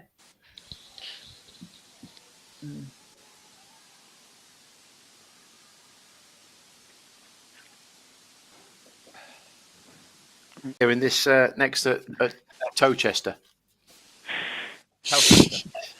Towchester. Towchester, yeah. I'd be disappointed if Skywalker Stan can beat Emily's Jet, personally. I was 4-5 Emily's Jet, 3-1 Skywalker Stan, but I'll be disappointed if... I think Emily's Jet's got too much pace for Skywalker Stan, in truth. Yeah. Stays well, does Skywalker Stan, doesn't it? Does stay well, but... Mind you, so does Emily's Jet, really. But Hasn't got the early for Emily's Jet, though, has it, Skywalker Stan? She said it will be coming home strong. I just thought Emily's Jet had put it to bed off the second bend, and but you would be worried where Skywalker Stan was. You wouldn't want to. Oh yeah, you'd be watching out for him, definitely. Coming off the last, you'd be watching where he is. But she said, I think she's got too much early, and as you say, she does stay herself, don't she? So. And what about Old Fort Chicago? Could he lead the race? Or she lead the race, sorry? She could, yeah. Emily Jet fans wouldn't want her to, I don't think.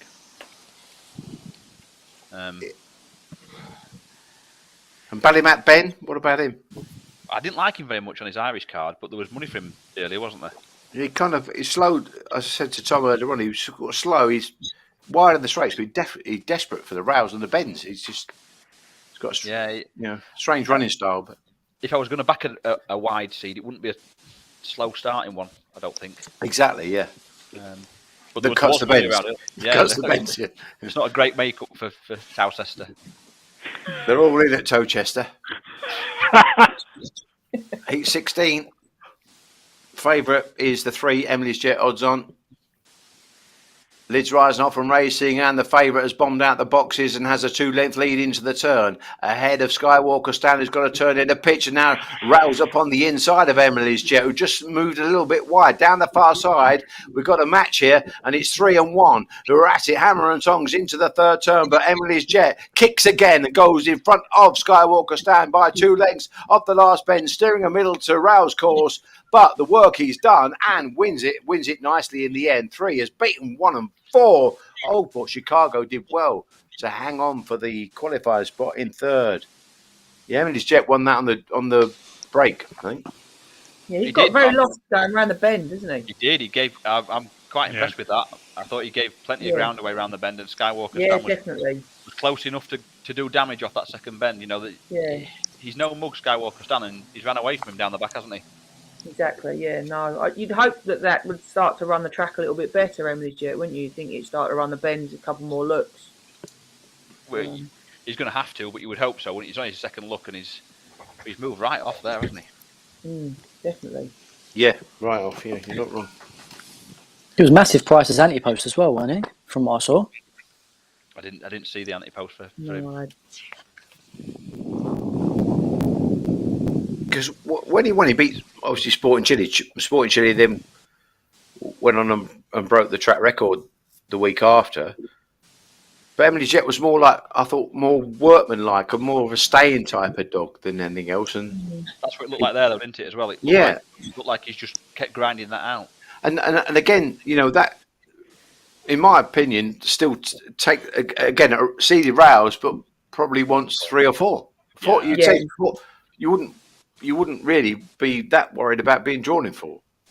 No, you'd rather him be in 4 than 1. Again, even his comments of this middle, that hasn't even got a middle to rouse or a rouse to middle, has it? He literally just got a middle comment. So you'd want to be seeding the dog middle on comments like that. Having said that, the first 10 metres kind of stayed sort of lane 2.5 really, and then probably just edged off a little bit. I think it was the bend running that was the worry. Yeah, the worry was that he's not driven the bend, has he? He's not driven the first bend. No, at all. he's just got lost, doesn't it? Yeah. He's definitely left a couple of dog room down the inside. Yeah, as a middle would. You could say it's lost 2 to 3 lengths running around the bend. I'd agree with that, Kelly. Yeah. As you say, it's had to work hard and to run away from Skywalker Stan. I mean, if that could run the bends a lot better, how far would it win? Yeah. Yeah. No, it was a nice performance, that. Yeah.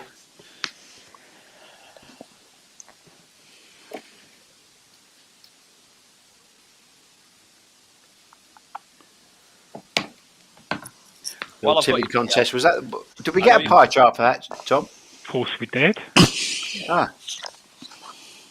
Majority of the tipsters on that one? Yeah, 80%. 80% Shrewies.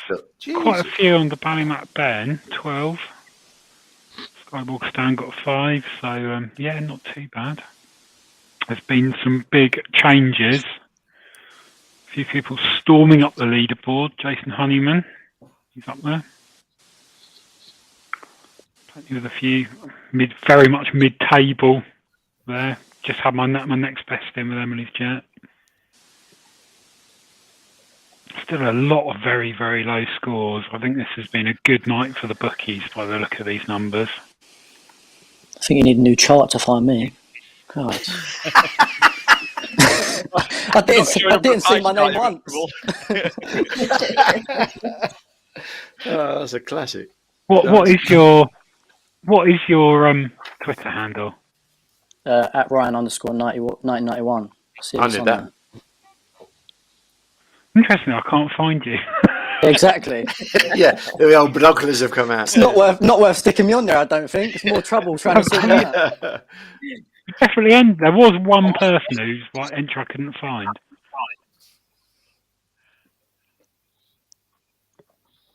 We'll see.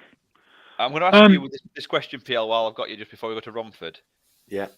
Seeing as you're Pat Butley's best mate, that 4:14 sectional last week from Scarty Yank, would that be ripping him down for him, or would that be what he would do? Because I had it ripping him down. In my opinion, and I did try to say this to Pat as well, from what I've seen, because what happened was, I didn't really know a lot about the dog, and I'd seen Emma being interviewed. No, they say, we've got Scarty Yank right now. Yeah, we think a lot of him. And I went back when we got back home and went back and looked at his Irish form, and in my opinion, he's a banger without any early. That's and basically he's a stayer. Yeah. And I'm going to tell you, his 6 bend clock in comparison to Bobsleigh Dream blew the clock off. Right. So, but I think in the early rounds, Dave, when he traps against lesser lights, he'll hold his pitch. And I think again, because he's in 4, you expect him to get a decent start, and even if he doesn't lead, he could beat these sort of dogs. I think in this race, he will lead because I think I've got him lane 4 and a bit. I've got him lane, so his perfect box is 4. Freedom Alibi, in my opinion, wants to be drawn 3, and all he'll do is be trying to edge off. So he's not going in a straight line at all. I think if Scotty Yank starts, it'll be a mess. And that's what I think. I'm going to have a look at the race and I'll come back to you. Give me a minute. Okay. Ryan, is there a good thing in trap 6 here? Yeah, I think so. So do I. I think so. It's completely different dog since going to Carol Grasso. It's running well around Toaster. And even the sprint trial it had, 13.69 should lead most of these up. And I think if it hits the front, that should be that. Has it done 29.63 round Toaster? That was in an A2, yeah, on the third. Toaster. Toaster. Towchester. Yeah. Towchester, yeah. Break it down. Seamus Gorn used to say Towchester. In Torchester. Go Eyes place bet number 3.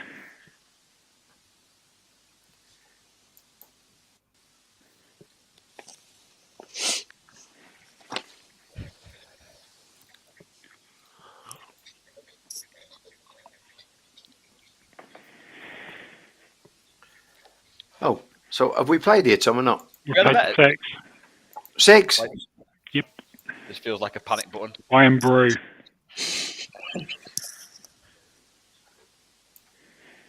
Iron Brew.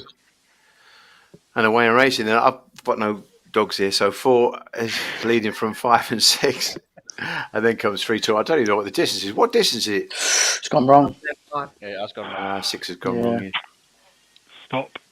Oh, dear. Stop the hair. That's not good, is it? Why are they still running the race? He was barely off There's the... people on the bend, so they might have Yeah, got the it back. on. That's why. Yeah, I think they grabbed at the bend. 4's clear anyway. That's one thing. There's plenty of people on the bend at the track, Yeah, so 4's beaten for he's him. been caught. He's not got to the third bend again, so he's been caught somewhere. Yeah. They possibly would have caught him by the traps because, as you say, everyone's there as well. So there's plenty of people getting on over the back straight. I think they caught it just after the finish line. Yeah. Yeah, I'd say Horrible to see that. Yeah. 7.5 boxes sort of thing around there. Yeah, I was on the race, then I panicked and went to the next one by mistake. So sorry about it. I'm a little bit focused on the Derby really more than Romford. No, that's okay. Graham said you can't get commentators these days. True story. Off and racing. And it's 4, shadowed by 3. As they come off the final you'll have to spin, get the Colonel on here. stretching to the wire. The line appears. If you're on the blue, get in the queue. All right? That's the one. If I ever say that, shoot me, all right? I'm taking this on, PL. Sorry. Hey, Scarty, yeah? Yeah. Are you? Yeah, don't apologise, mate. Don't apologise yet. Apologise after the race, shall I, when I've got it wrong. I just don't believe that. I don't believe the 4:14. You don't believe it? He doesn't believe the hype. No, I believe it. I believe it's happening. I don't know what I'm taking it on with. Because I don't really fancy the one either. I don't think the one runs Towster, so Towcester. The one will move off. I'm very confident the one will move off. It'll be 5. I'll be with the 5 and the 6. That's what I'll do. And they're not really good enough, but doesn't 4 just ping and win? Yeah, that's what I think. No, he's not got. It's not got early, David. He's not got early, but he's in. I'm seeing a chance. Poor race. It is in a poor. My problem for laying is there's no pace inside. Exactly. So you've got. You quite rightly said. Whoever got running for me, and I get what you're saying because when it's like Lautaro. When he gets deep in the Derby and he smashes, he ain't going to make the bend. No, that's what I see with this dog. I see smash, and then anything with any correct kind of early gets inside him, but there's nothing inside him. Totally agree with you. But then he's totally. only done a 34, but he's done a 34 for 4:14. If he does a 4:30 or 4:25, go on to a 30. He'll do a 25, won't he? I just wish I had something inside him. Can I change some drawers around? But when you look at him before, see when he ran in that race, the 19th of, is it the 19th of February? When he ran against Sweep the Yard. Sweep the Yard's not a bad ground for Graham Horton, and that field was a good field. They did cuddle up in front at the third bend for him, and he swept round and he come and win the race. But that's what I'm saying. But he hasn't got that quality of dog here. No. So basically, I've just watched the Good Cody race again. He made Good Cody look like it was Good Cody. Exactly, he ran against Good Cody. That's 100% right. He did. Yeah, he did. He made it look like it was still at the third bend. It's just I can't. I'll take it on small.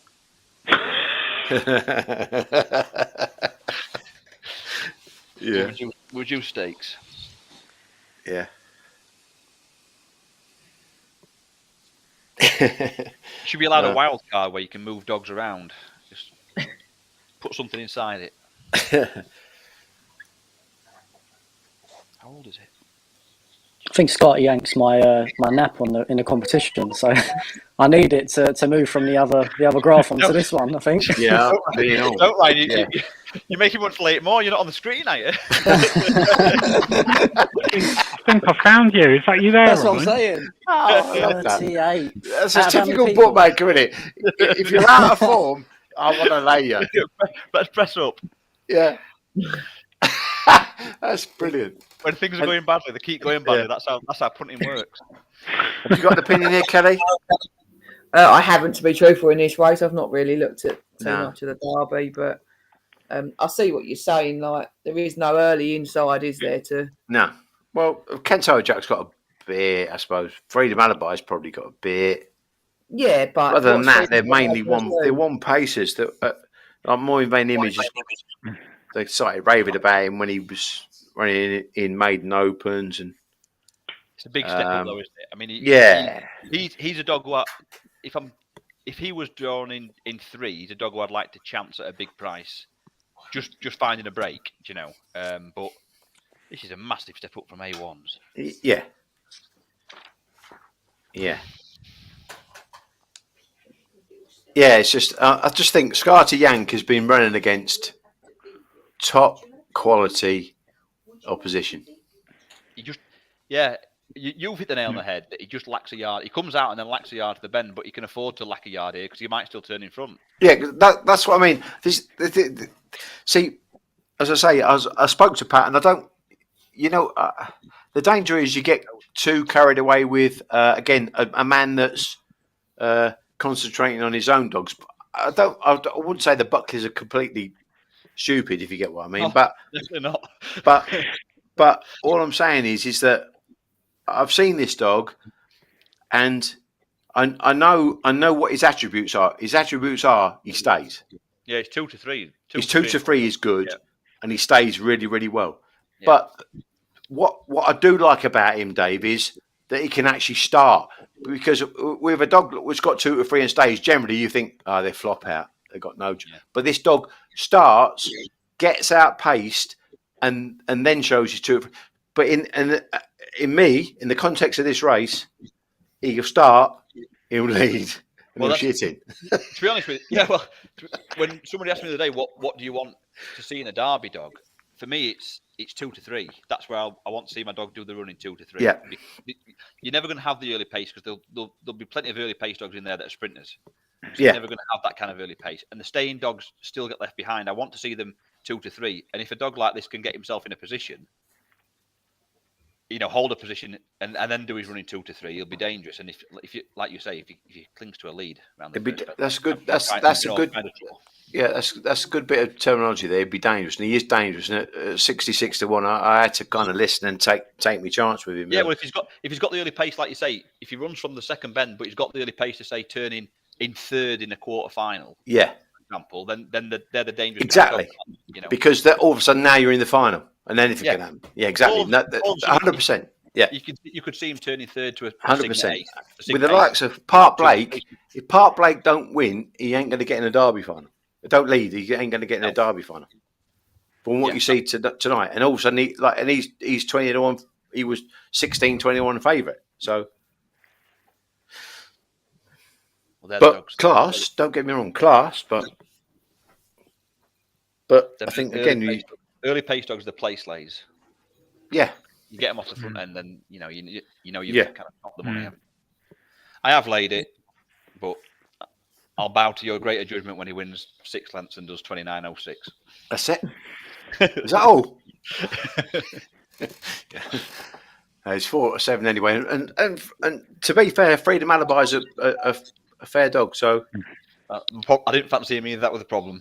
Should have laid him as well. Exactly. Yeah, it's more of a staying type of dog, and I think if 4 wallops in front of him, he'd be on the back foot. So here we go. Then anyway, hot favourite in 4 here, Scarty Yank for Pat Buckley. Already had a winner tonight. Lids rising away and racing, and he's bombed out the boxes, but outpaced into the turn by the red. And it's 1 and 4 at it, hammer and tongs. Oh, he was brave there. He cut the bend, Scarty Yank, and he's gone on, and he's forced Freedom Alibi to check back down the far side. Narcos Dude is in second spot. 1 shows good third bend as well, pace as well, and it's 4 that's gone on. Oh, can't get his words out. Scarty Yank has got a hose up here. I'm pleased. He's gone on to win it nicely. Couldn't get his words out in time. Sorry. Dave, I cannot wait to watch this back and look at your face from trapping to getting around that bend. I swear to God, I thought he was on the floor. Going to hold him there. I thought the 2 was going to get inside as well. I thought 1 was going to go inside, 2 was going to go inside, and I was going to get a little bump. And that was. I got too excited there. I must admit that was my emotions. You're allowed to.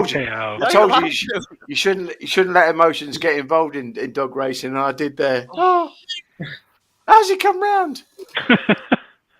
How has he come round? Oh dear. One just sort of didn't turn left. No, and that was the other thing. He doesn't really want one though, does it? Exactly, and exactly that. Yeah, I've got him. I couldn't make my mind up. Lane 2 or 3, I couldn't make my mind up. So he'd be 2.5. But if he was half length further up, though, you're in trouble because he'd have just ran straight on. He'd ran straight on with you. He showed good. He showed good. What I'm saying is as well. I was watching the red down the back, and he was showing good speed as well. And I couldn't get my words out. Yeah, you're right. The winner would have done a nice time there once it got to the front. It's a good job Ian Fortune ain't here because he'd be laughing his bollocks off.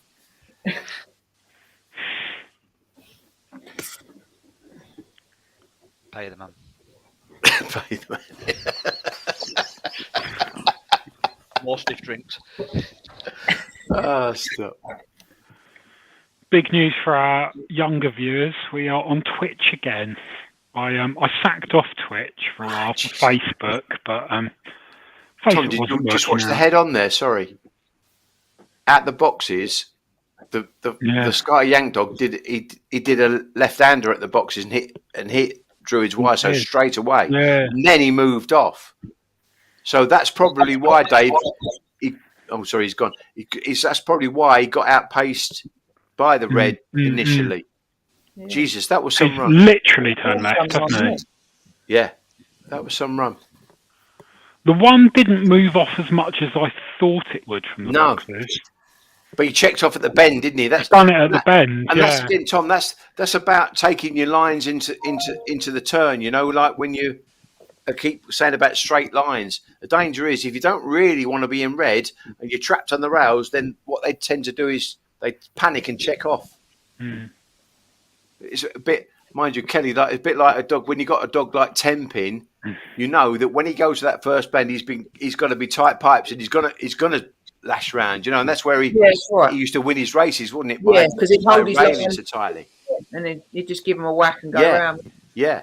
The Richie dog was the same. When we had Richie, he was similar. As long as he had his line going into the corner, he'd do the same thing. He'd put his head down and just barge their way through. Yeah. They just hold their line, don't they? So yeah. Whereas Freedom Alibi there, you can see really, ideally, probably if he's in 3, he'll just attack the bend better from 3. Yeah, he'd drive it a lot better. He wouldn't be going drive the bend better. Yeah, correct, yeah.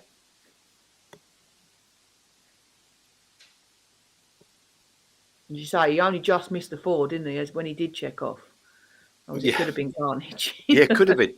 It could have been so different. And that when you look back at it, Scarty Yank just nudging into Droopy's Wiseau, that could have been so different because he got held up. He probably got maybe he lost half a length or something like. If he got the length, then he would have been wiped out. Yeah, that's it. Yeah. And I do think that Scarty Yank has got limited early. I think he's got limited early pace. As you say, if he But a comes up fast against dog. the ones that've got the proper early pace, Yeah. then you know he's going to be in trouble going to the corner, isn't He'll he? keep qualifying in the early rounds, and then you need a bit of luck when you get deep. But I say, like, you know, his price dictated that I had to have a little interest. So. You say he's a sort of dog that could keep qualifying because he will stay on strong as well, won't he? If he misses the trouble at the corner, he's going to be one of these dogs that could just get his passage through and keep qualifying. Yeah, the trap draws are just going to be massive, aren't they? That's the thing, Tom. Yeah, you're right. There's so many dogs Yeah. all want the same 2 boxes. No, that's it. As you say, you get dogs that want to be in 3 are going to be out in 6. Yeah, there are, Kelly. Not many going through, is there? There's not many wides going through. You get a lot of middles and you get a lot of railers going through. You could easily have a few races of just railers. Yeah, exactly.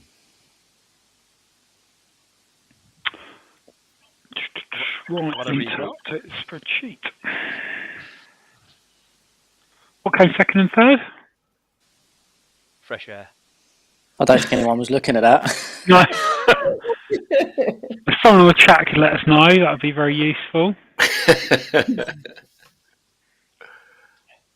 David was too busy counting the readies, ready to give him out, wasn't you?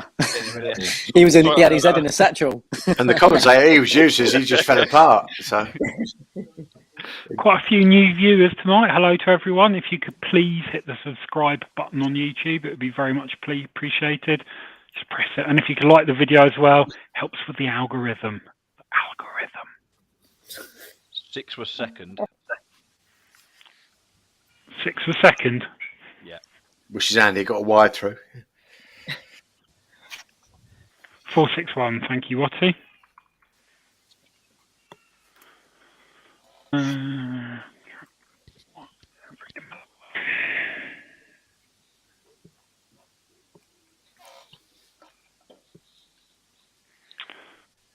You would love a fast wide Greyhound in the Derby. Yeah, a fast wide Greyhound that could run poster in the Derby. That's a lot of things that have got to come together, aren't they? Dawn Falcon. It's not too many. Well, yeah. True. It's the only one that really springs to mind. Can you hear the baby in the background? Yeah. I've put my noise cancelling headset on as well. Not a bad thing. Shows we're real, you know? They settle themselves eventually, don't worry about it. How many years will that take?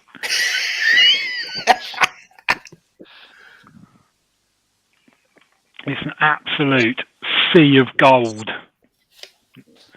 Emily's Jet, Scarty Yank. A sea of gold. Look at that. It's much like our betting. It's started in this kind of zone and slowly moving this way. PL. Is that you there? What have I done? 18 points. Am I good? Yeah, 18 points. Not bad at all. As long as I finish in front of Tricky, it does not matter. Don't care. I'll tell you which shrewd he's right up there, though. Mr. Tom Francis. Look at that. Probably because I've landed my nap and next best. Has Tricky finished in front of you in the Doncaster comp yet, Paul? No, of course not. I've won it twice. I've got to find Ryan as well, haven't I? You must, the amount of promotion you've done for it. Don't worry about me. 38. Yeah. 3 weeks comps, won it twice. Lucky. This one dog in the next at Romford is massive, and I reckon it's going to shorten up a little bit as well. We'll do with Tom backs it. Well, it's only 4 on the machine. It's 5, yeah. 5 on the show. 5 on the show, yeah. See if I can get another account closed. Right, it's gone now. It's gone. Oh, stop.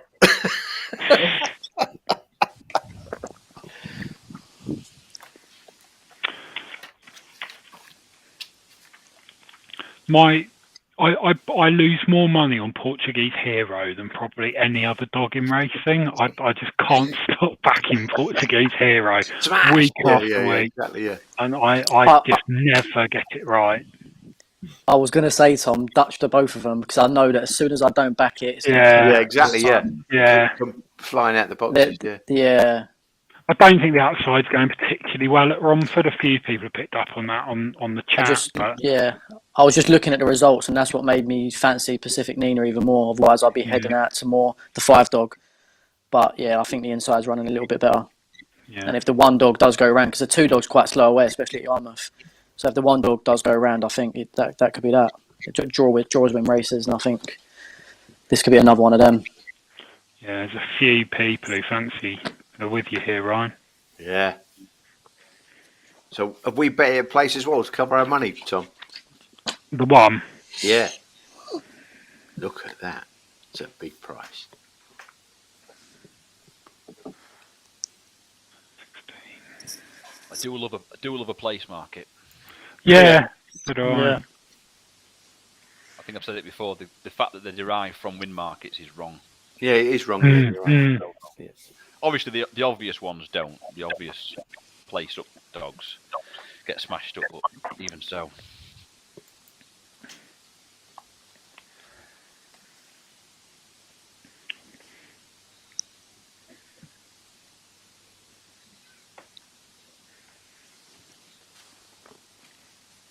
Have you got anything in this race, Kelly?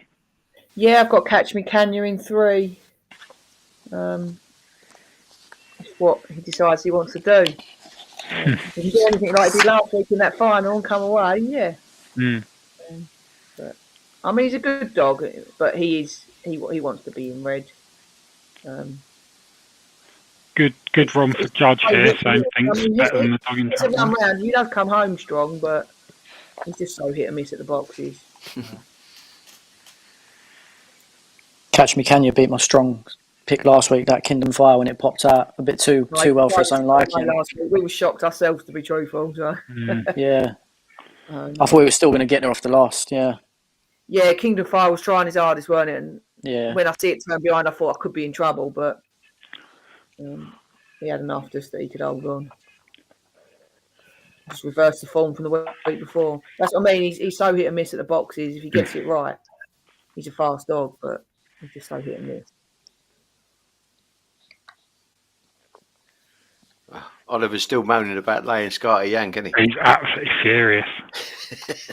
He's going, how could you? How could you? Especially at Towchester. Yeah. Mad about me laying it? Yeah. I've moved on now. I've paid up. There's always another event. You just, I was watching your face with one eye, and you went through every emotion. I thought at the bend I was going to get the bump that I needed. Just pushing back into third probably third. It probably wouldn't have been enough, to be fair. He might have regathered himself and come and pick the one up. But the one did do some running down the back straight.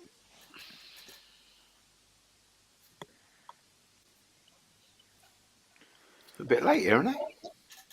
I've not even seen the dogs yet. Yeah. They're on parade. Chelsea player, bit of money for this one? No, not really. 5's into Scruffy. 5.5 with Matchbook. It's a fake. It's just a fake SP money coming, isn't it? It happens quite a bit because it's not moved a touch on the machine. No.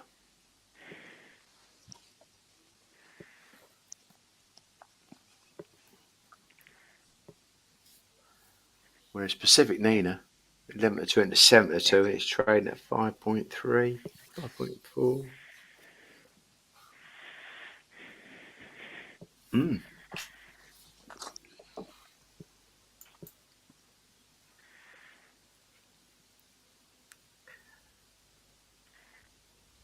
It's always a weird blur for this behind the camera view from here. I don't know why. I don't know if it's done with a CCTV camera or something, or it's like a watercolour. You could probably just do with a little rub down. Yeah, a bit of Mr. Muscle. Yeah. Be a window cleaner, be all right. Yeah. If you could get down there, Kelly, next time you're passing, just give it a little rub over. I'll mention it to him in the morning. Yeah, if you could. Yeah, I'll mention him to say that camera looks a bit dirty. Can someone just go and wipe it, please? Yeah. Make it a bit clearer. And while you're at it, just move the other one another few meters up. So this is the WCB Utilities Men's Open Race, believe it or not. What? Greyhounds that have won one race, no more than one race. The drives are off and racing, and 6 gets a smart start. Portuguese Hero on the outside will lead into the turn ahead of Kildallan Prince. And now the second turn, it is the 5 now that drops up on the inside and goes on. Kildallan Prince for Erica Samuels has a 2-length lead from the 3 up on the inside of the 6 as they come off the last bend. 5 only with a length lead, driving up on the inside. Catch Me Can You to challenge late doors. 6 round the outside. Back up. Portuguese Hero for Paul Young got there. Don't you love dogs like that? Ridiculous, absolutely ridiculous. It doesn't normally win like that either. That's the weird I can't believe it's thing. run like that. Nor can I. It pings and leads. I can't believe he's come back like that. Normally No. he's been away now. He's never done that before. No, it's never come from behind. Absolutely Oh my God! bizarre. It's not, does he runs 2:25 as well, doesn't he, that dog? Yeah, but I was saying it a few weeks back when it turned. I think it was 5 lengths down on Nitro Hero, and it run it to half a length. It's just been getting stronger. That's why I fancied it last week in the 2:25. But to pick the 5 up from where it was. Yeah, and especially running that wide. Run. Yeah. That's why we always have a saver on Portuguese Hero. Absolutely right. We knew that was going to happen. Yeah, well, yeah, it was inevitable, wasn't it? Yeah. Did I say pick one? Did I say pick one? No. I said lump on 6, I thought. What we should do is... Tom, I love you sometimes. I really do, yeah. We should pick something and then go, we'll have a saver, but not actually bet a thing we were going to pick and just back the savers. And I think long term, I think we'd win more. Oh, dear. That throws the inside sort of half bias that we thought. Unless they've been tampering with the track. You always get a wide coming. Yeah. And a short runner that pings around the outside as well. Yeah. We have got this race to look forward to after the exciting race at Taster, which is a good one. Probably want to see a pie chart, don't you? Probably, yeah. Yeah. There it is. Good looking pie chart. Overwhelming support for Kildare, despite the 1 box. Bit of interest for Trump's benefit, and then not much the rest.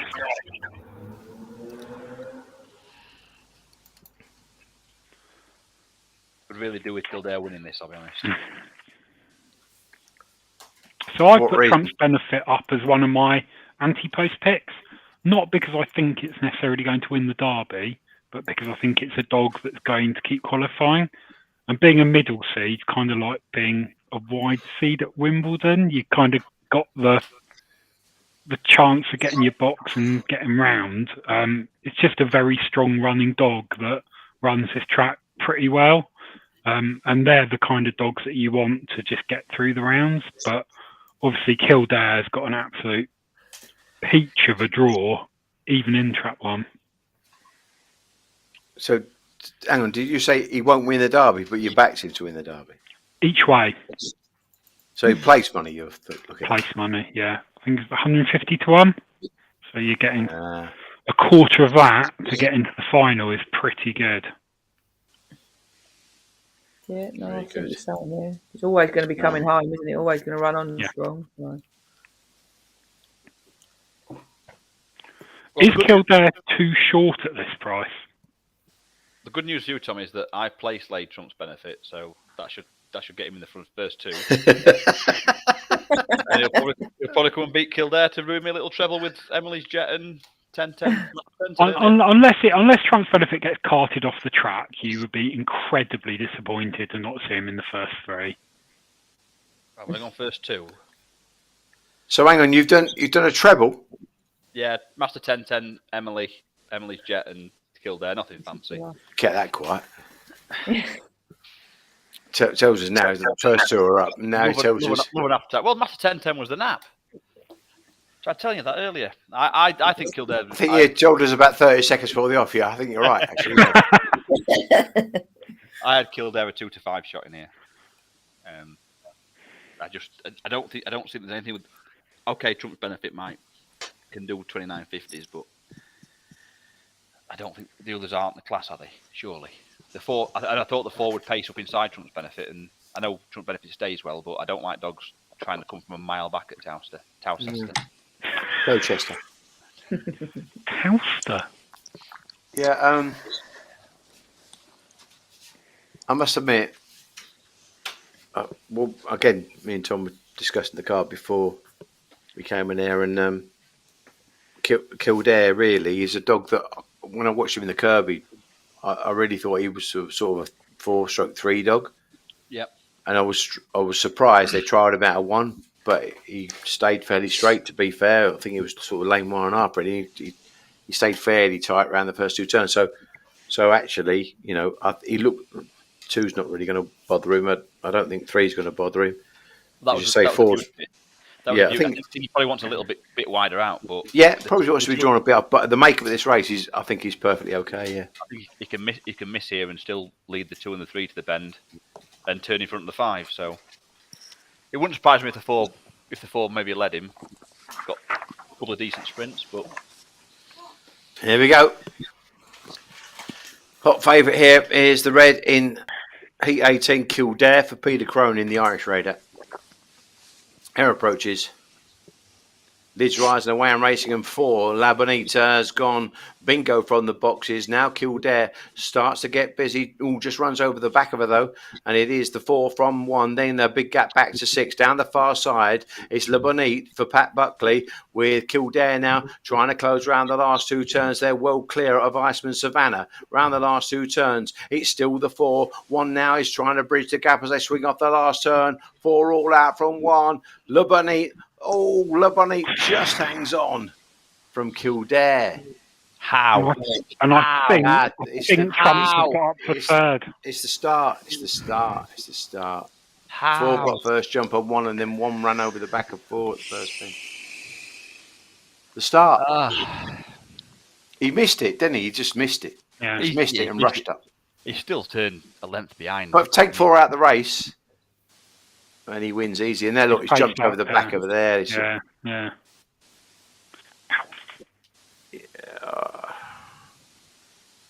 I think 1's faster than 4. I'll give you a clue. I'm sure, but he should be picking that up. I think he should be picking that up from a length behind it anyway. But another dream. But it's probably lack of knowledge at Toaster, and again passing dogs and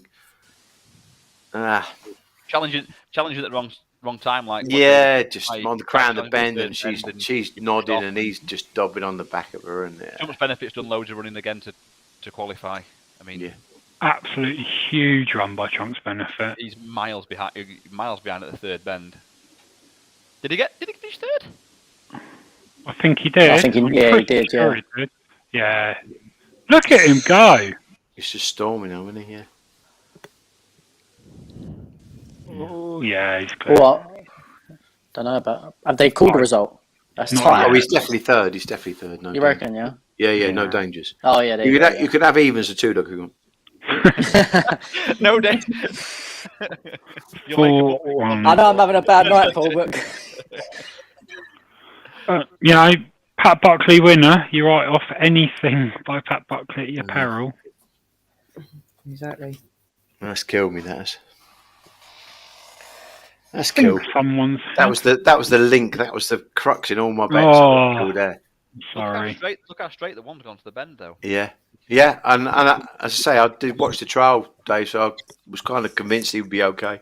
But then he's met her. It's the same old story. He's met her at the bend, and he's jumped over her back. So then he's ended up taking that line and then challenging on the outside, and it's just then you're in a world of pain. When things seem to go wrong around Towcester, it's really hard. Towcester. It's really hard to recover and get yourself kind of back in a position to challenge again. You give dogs first run. Well, you lose your momentum, don't you, when you're checking over the back of dogs like that, and you're letting them dogs get away. Yeah. and then but you let them get away and you show the pace, and then you meet Yeah, them again and then wrong. you meet them again at that wrong point. Yeah. Yeah, you always meet them at the bends, aren't you? At the wrong point, and you're not going to get past them because they're always coming across you.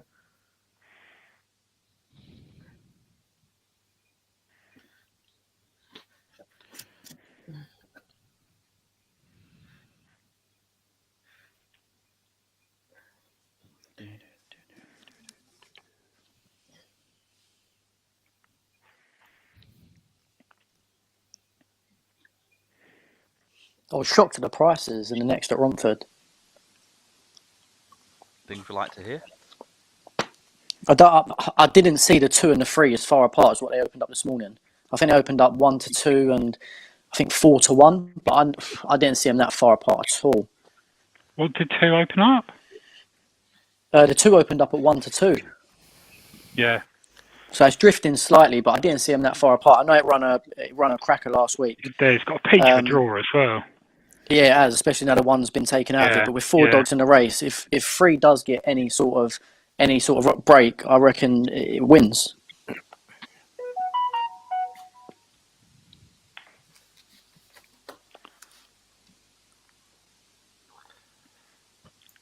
I'm sure my missus should have been a producer somehow. She just said to me, "Ask Dave what he thinks of his bitch." Of my bitch? Bally McBake. I think she'd have been a lot better in an A5 or A4. Now, I want to know, do you blame Sean for that or not? No, not at all. No. I watched the trial and she didn't want to be out in 6 when she trialled on the sales day. I thought, oh, lovely, she's got beat. And she trialled with the dog that beat her. What's she called? Tigo. She trialled with it in Ireland a couple of times. There's only half length between them every time they ran. And they wanted $5,000 for him. And I thought, oh, I'll take a chance on her. And then the time after she did a 440 sectional round, Donny, and did a 30-40 or something. Yeah. I thought, this is just falling into place lovely. Yeah. And then the racing officer started to put her in 2 for a final trial, and she ripped them down and went and did 30-10 or whatever she did. Yeah. Ruined the dream. I like her a lot. I think she's that race the other day. It was only a maiden open, and you'll have done it, Paul. It was only really an A2. It got a bit messy as well, didn't it? And, yeah, but she ran. I think she was the best dog in the race by a long way. Yeah. She draw dependent. She desperately wants red. She wants red. Yeah. But I think in time she'll make a nice 6-bend bitch. I think so. Yeah. She led 5 or 6 lengths the trip. No, I think I'll have a bit of fun with her. Yeah, I think so as well. Yeah, but she does need red because. And tell me, did you go to the sales with the premise of buying something? Yeah. Not really. No, I do a card like I would do pricing them up and stuff. I went through all the dogs, and I went to watch the trials, but I had to leave. I was working in the afternoon. I actually went to buy another dog. A dog. It's called Swift Dog. That was what I wanted to buy, but it went for too much, and she came up afterwards, and she was another one that interested me. Yeah. And she was the right kind of price, so I bought her and basically desperately rang around people and said, "Sean, any chance you could take this dog in for me?" Yeah. take her home with you. But now she's nice. She'd be it's nice. Funny.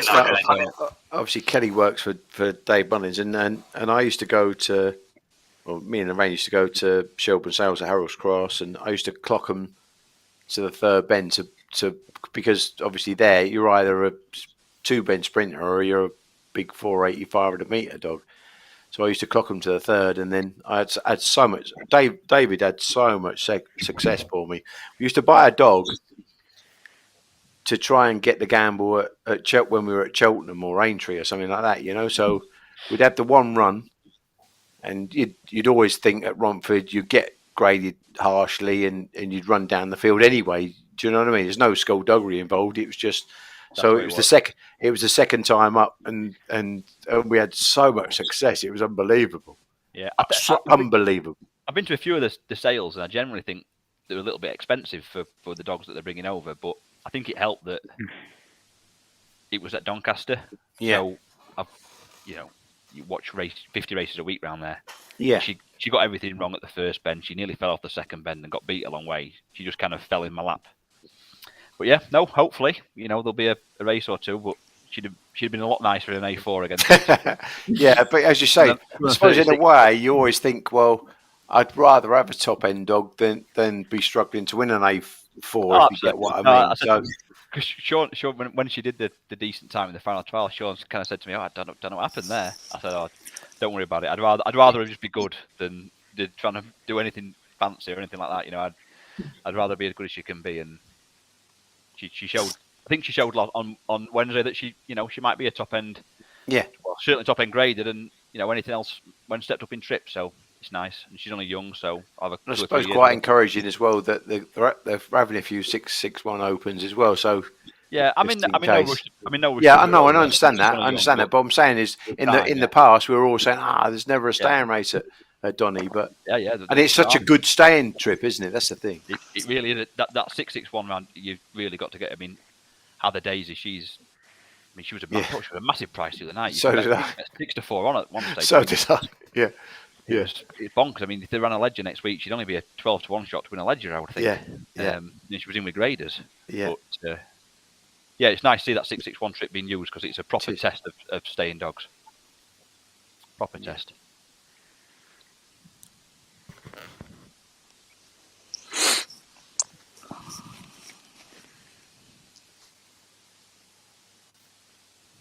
I agree with you, Ryan. I can't see how this is the two dogs this sort of price. No, there's half a length at the break between them. I get that obviously it's only a 4-dog race now, and the 2's probably open to a little bit more improvement. But based on what the 3 can do, if the 3 does pop out and hits the front, then I can't see the 2 back running it.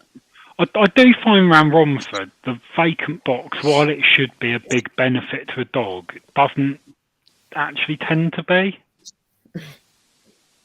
I can't put my finger on why, but you think it's got a clear on that side, but it doesn't tend to work out like that. I don't know if the dogs are expecting there to be a dog next to it or what, but it doesn't necessarily give the advantage that it perhaps should on paper in theory. It all depends on kind of, I don't know. It depends on the race makeup, in my opinion. And I wouldn't say it's so much that it wouldn't really matter if there was a vacant trap or not. I just think it's race makeup. And I can't believe it's getting shorter. I can't believe it's getting shorter. It did run very well last week. It did. It run a great. It could pop based on the night I'm having at the minute. I mean, I started off well, but it could go out and win by about 10 now. Not my luck. But I don't know who would be backing it at 2 to 5 now. It's not buying money. It's not the easiest 2 to 5 shot that you'd find on a night. No, because as you say, it's only got to miss it, and 3's in front of it going to the corner, isn't it? So yeah, and 3's a strong runner in its own right as well. Yeah. 3's on the bunny. It's a hard dog to pick up. As you say, 2's only having its second race over here, so as you say, there is improvement to it, but they do sometimes come back and miss it, don't they? Next time up, so yeah. With your logic, Ryan's back. Great to see him back. Yeah, by popular demand. I think Ryan will be a Friday night regular, whether he wants to be or not. Yeah, we called him Romford Ryan already. Yeah. I'll have to see if the missus will allow it. I've chucked the missus and the baby into the bedroom for the second week in a row. You should try doing it 3 nights on the trot. I've had to board it up so they can't come out.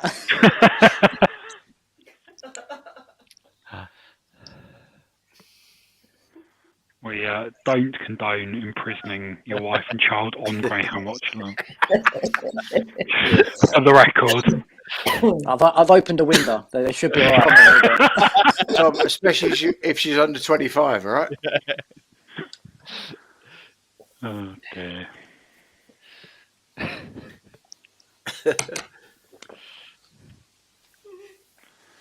If you don't have an account of Matchbook, if you sign up for them using the code Watchalong, you get a free bet up to £30 if your first bet loses. I think you have to place your first bet at 1.8 or above. A few little terms and conditions, but nothing too major. We don't get a share of net losses. We're not affiliates, nothing like that. It just lets Matchbook know that people watching Watchalong. are signing up for them, and it helps them support us. That wasn't too beggy, was it? I know you're so good at that, so it's just superb. It's absolutely superb. Actually, I'm going to get Dave Johnson to do that next week. No, we'll just play it out every now and again. There's a voiceover for Tom soon, definitely. Mind you, they might think, DJ's a bookmaker now. We don't believe you. I'll just keep saying, pay the man, keep paying the man. I'm moving for a coffee, pay the man. That's it, yeah.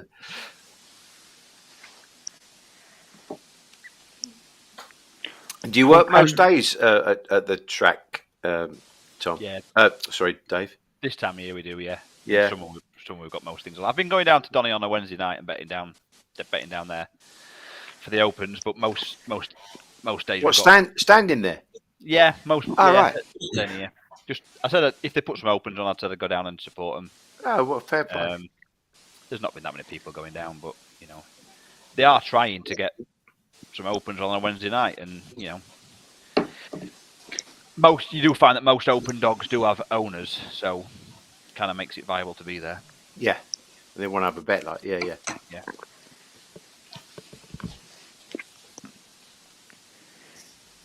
All in, hot favourite here too, but all the Shrewdies are on 3. And this is £500 to the winner. Maiden final. Leads rides away and racing, and 3 is bombed out the boxes. Earl's Magical. He's trying to lead into the turn. Cuts across the field and 2 punches up inside. And Log Hill Flash goes on from Earl's Magical. Then in behind these comes Plaza Big Fella. 19 Red is back in 4th spot round the last 2 turns. And 2 Log Hill Flash still with a length and a half lead from Earl's Magical, who's trying to come back for more up on the inside, up towards the line. Yes, got there. Oh, he's got there. Earl's Magical for the good guys has got there. Got there. I'm going to stick my neck out. I think we did get there. Yeah, it's definitely got there. Aye. Definitely We'll got take that. We'll take that. My God, Ryan. As Paul Pender says, I'm liking Ryan. That's a statement I would say is open to interpretation. But you're a good judge, Ryan. That's some run to back run that when that's gone. That is some run. When that's gone round like that, I thought, well, that's going to struggle to get back run this, but to back run that. I thought it was race over at the first bend. I thought we were desperate to not be leading at the first bend. Oh, she's done it up a little bit as well. Yeah, as you say, she's moving across, but she just couldn't have enough to cut it, could she? But to come back run that, that's There's one negative here, Tom. Do tell. You wanted a back sign at Denver, and it's been smashed. Oh, I missed it with excitement. Yeah, you missed it all. But we got a win there. So that's good. That's a positive. We've got a 7-1 winner there, so that's all right. Positive. Yeah. But you was quite sweet in this, weren't you? Yeah, I was. Still a reasonable price. 2.8. It was 5 to 1 earlier in the week. Oh, power! 5 to 1. Yeah. I mean, I didn't really fancy it, but 5 to 1's some price. Your man went 4s, old Tricky. No, let's not. 4s? Yeah. For the first time tonight, we're in profit, and it's all thanks to Romford Ryan. I don't call him dog guess over nothing, old Tricky. That did feel like a chase there, Tom, I'll be honest with you. It felt a little bit... I do feel like I need to take you off air and have a conversation with you about responsible gambling. And do you know what responsible gambling is? Winning. I think we won on merit there, Tom. Yeah. I think we won on merit. So. I agree. So, trap 2 turns left. Signet Denver from the ping box, 4:15 sectional. Brave Dog to the bend, every chance of getting up. There's obviously the defending Derby champion Thorn Falcon out wide. Hasn't quite been doing it. We had Patrick on when we were live at the track, and he said that the dog was not 100% at that point and was improving and going to improve. And looking at last trial, 4:16 split, 29-24 from a wide position. That's going to be winning or going very, very close. But I think from the ping box with that sectional and 2 clearing the way for it, I slightly preferred the 3. I've got to tell you, I'm really, really surprised this is his favourite, Tom. But it's probably 2 shorts back now, unfortunately. Yeah, you missed the boat, mate. Yeah, you missed the boat betting that lucky winner in the last. Yeah, That's what it was. I think the 1's a big price. Is 1 going to be moving off though? I don't. From what I saw now, I don't think it will. No, I wonder if 2's going to spoil. You're right. I think honestly, I think 2 is deceased, Tom. I do. I think he's deceased, mate. I don't think Popeye. He's not the same English Popeye. Anyway, we're all in. I wish you luck, Tom.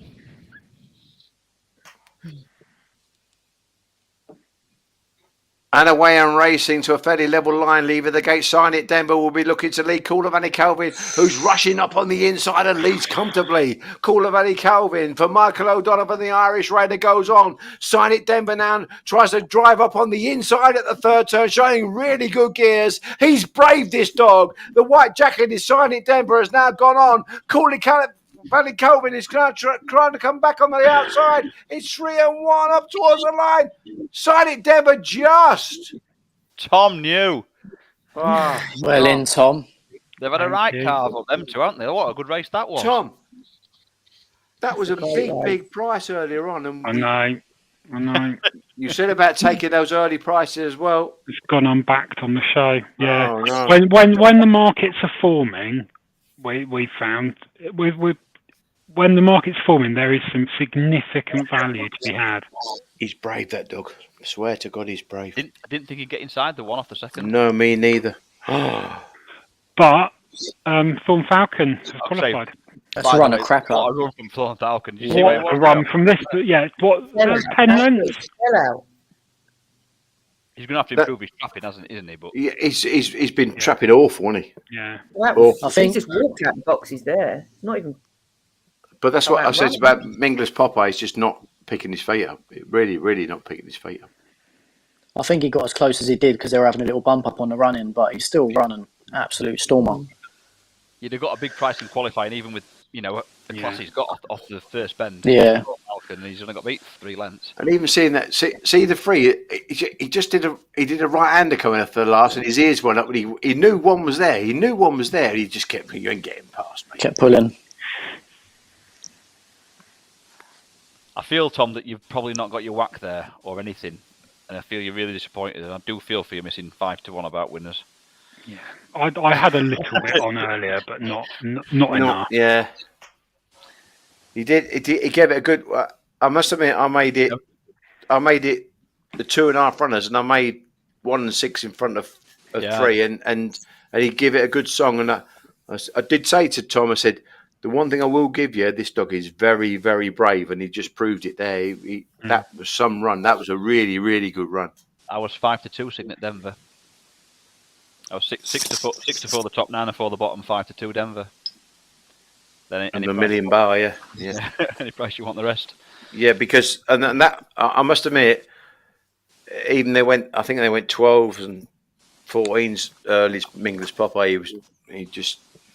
They just don't seem to be able to get him right. All the trials, they brought him back off a layoff, but he just doesn't seem to be coming right, does he, at all? No. He's gone up at the trial at Newcastle was the one for me. He's gone up all right at Newcastle and then done 29.04. It's half a second away from where he. No, that was some run. I hope Tom's going to come back here because. You okay, Tom? he did give that good sing. He did give it a good sing. Oh dear. And he talked me into it. Do you know what I mean? I kind of when we spoke about it, he kind of because you don't know a lot about Call of Vanny Calvin. Literally, he had 3 runs last year. He had 3 runs last year. He went lame obviously in the semis of the unraced at Shelburne, and he couldn't make the final. He's had 1 run this year, but like Ian was saying, really. The money came from the right people. Michael O'Donovan's a really, really clever man with a dog, but it doesn't make him the finished article straight away at Toaster first run there. That's the thing. I like. I think that's going to have improvement in it. Yeah, I agree 100%. I like the fact that it improved trial to trial. Yeah. He had 2 goes, he improved, and even the 4:27 sectional. Yeah. He's Irish. I thought he's got a 4:15, 4:16 in him. He's probably not done it there, but he's got. Well, same old story though, David. The thing is, he's gone track 4, and then track 1. You kind of just worried, didn't you, about the switch to the red? He has actually moved off slightly. When you watch the head on, he did actually move off slightly and hit 2 out of the boxes. Before then, he straightened back up. Yeah, I think he's lost half a length or so going there. Yeah, that's the thing, isn't it? Dog's obviously been injured. They were just delighted to get through, weren't they? He's run, As you say, you just want to keep qualifying at this stage, don't you? That's the thing. If you've had a dog been up that long, you just wanted to come off sound, Kelly, didn't you? That's the thing. Yeah. It's going to run itself into fitness. That's something else. As I'm just a punter and a bookmaker, but as an owner and as a trainer and stuff, it's knowing what you can do with your dog if you actually think they can win a Greyhound Derby.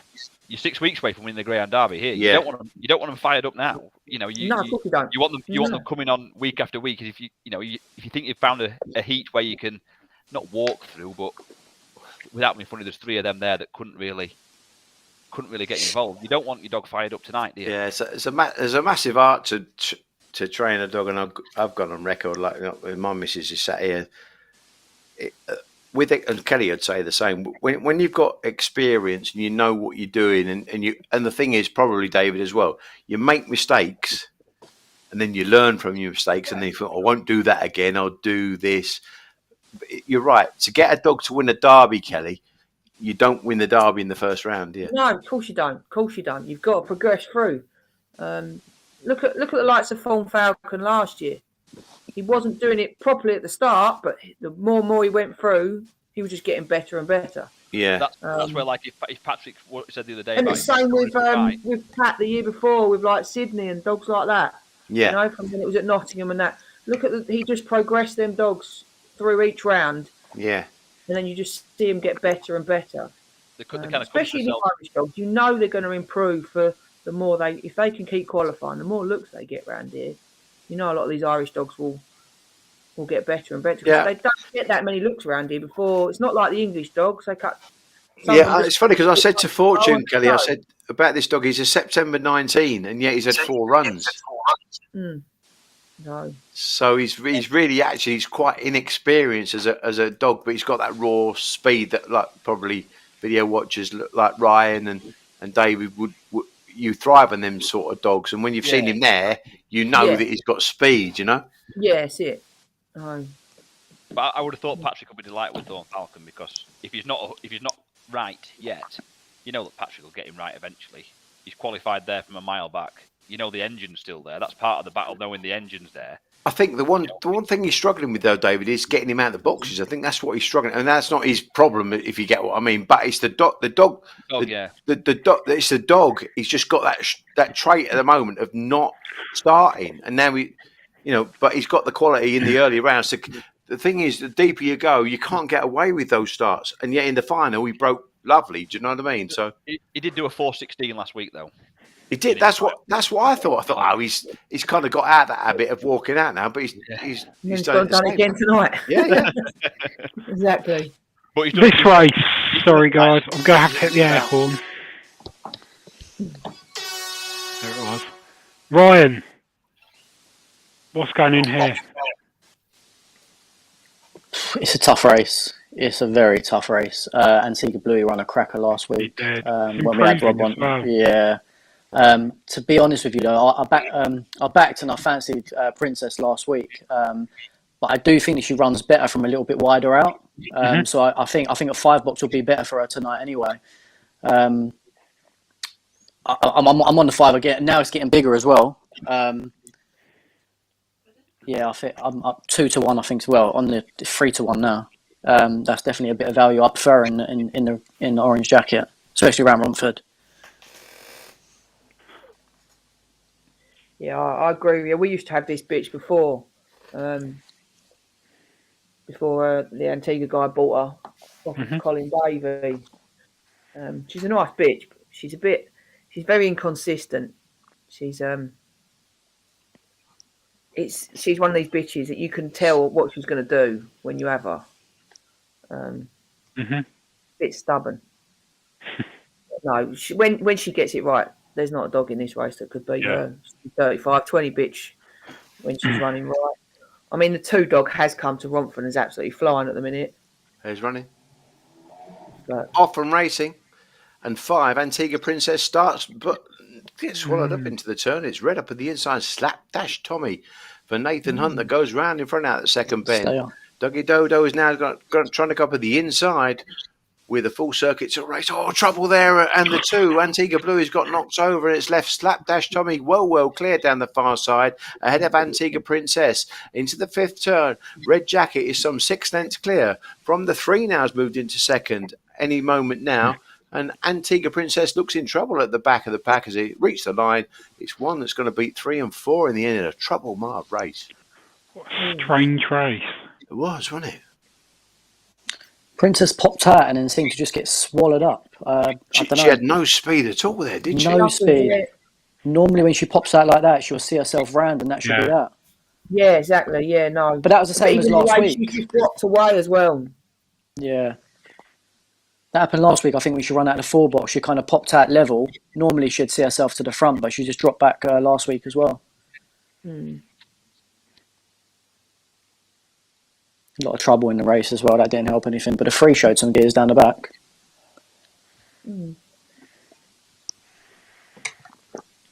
Just hope 2's okay. But I don't actually know if that actually got up. Yeah, that was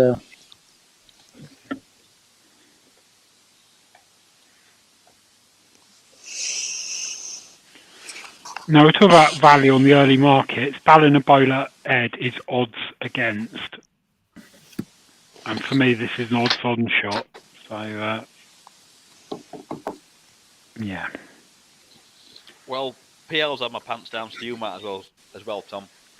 I'm against. Are you? Yeah. Explain yourself. Well, as I said beforehand, I'm massive anti-post. Ballinabola Ed. I'm backed at big prices.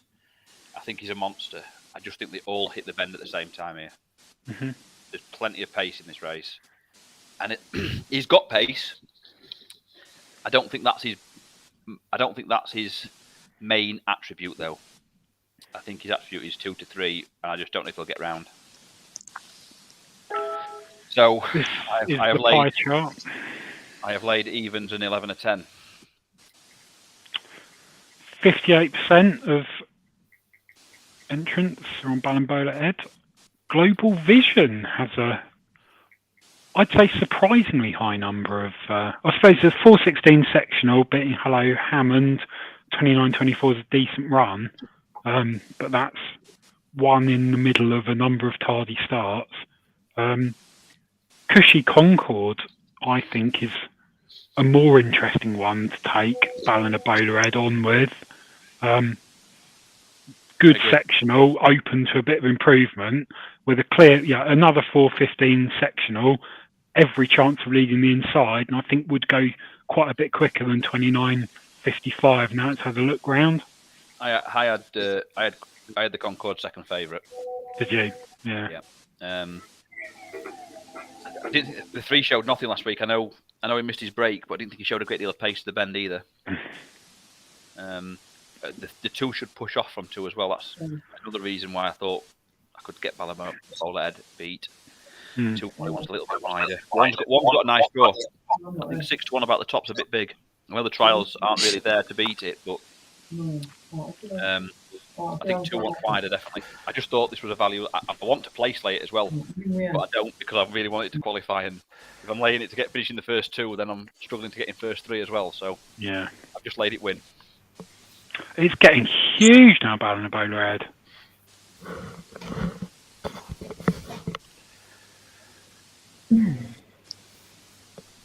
Huge. Absolutely huge. I didn't think we'd be seeing a price above 2.2 on Ballinabola Ed.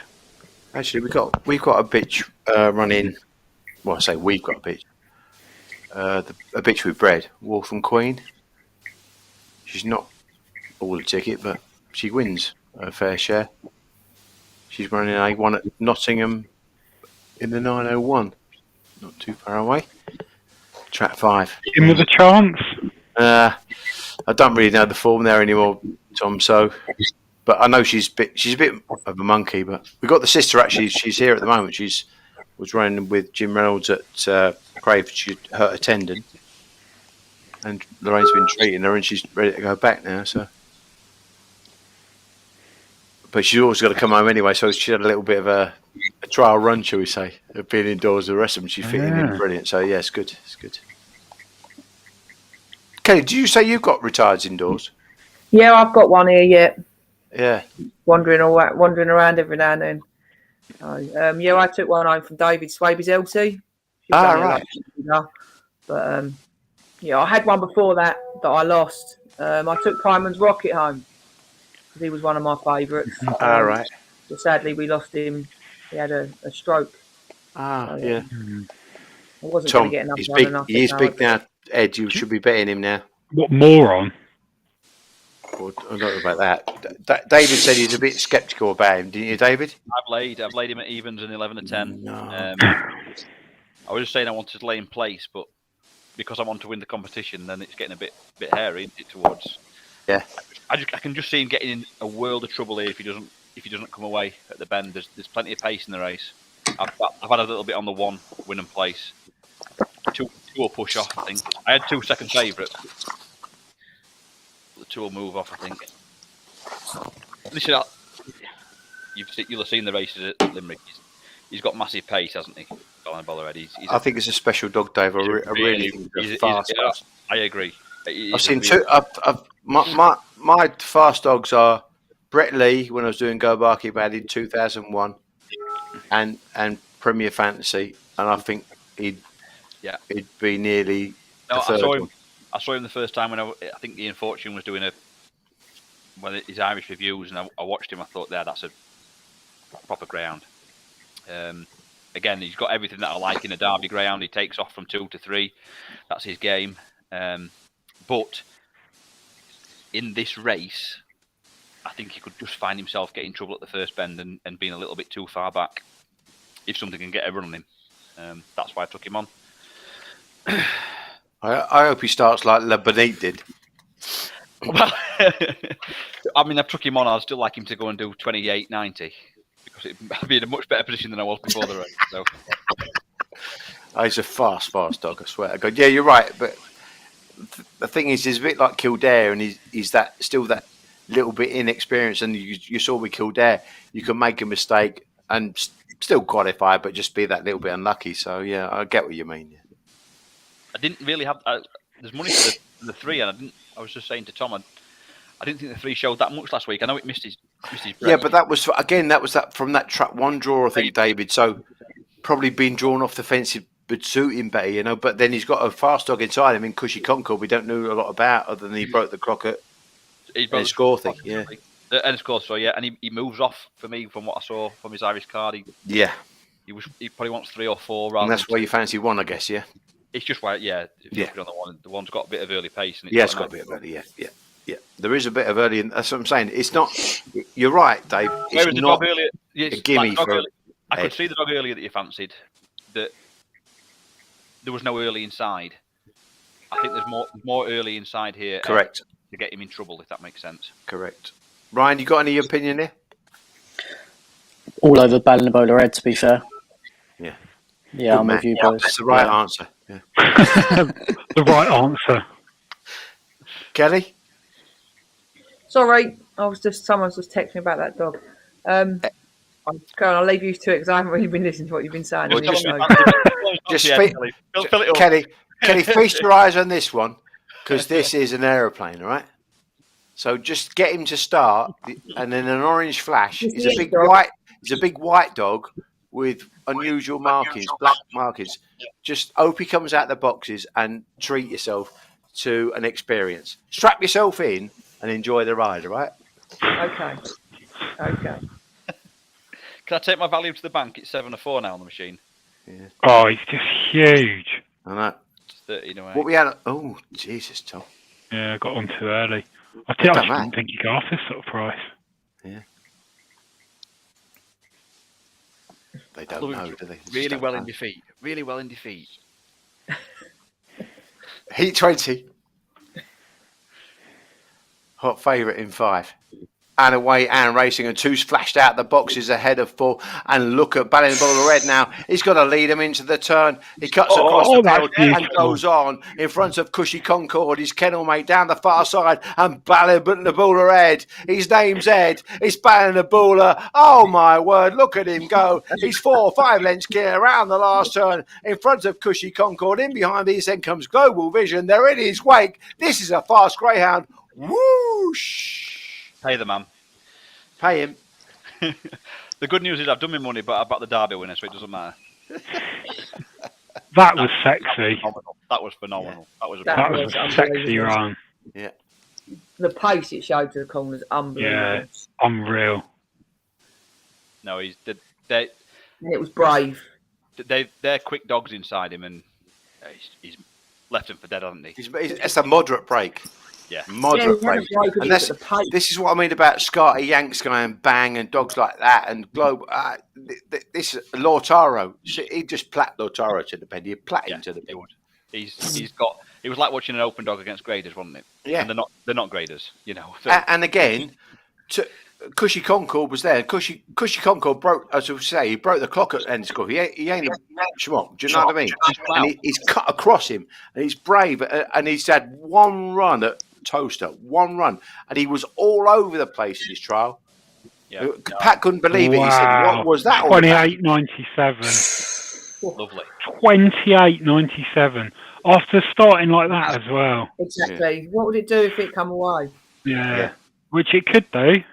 As you say, it was brave, very brave of the bend, weren't it? It was only just in front of 2 to cut the corner. I've done my money tonight, but I don't think I've done my money for the Derby.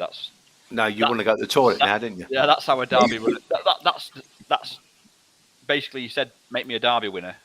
That's what you do. You've got enough early pace. You take off from 2 to 3, and you come home. It's, you know. Yeah. Lovely. Yeah. I've got to get that ballot somewhere. Anything at Romford for me? We're running out of races here. There's no graded on the card either.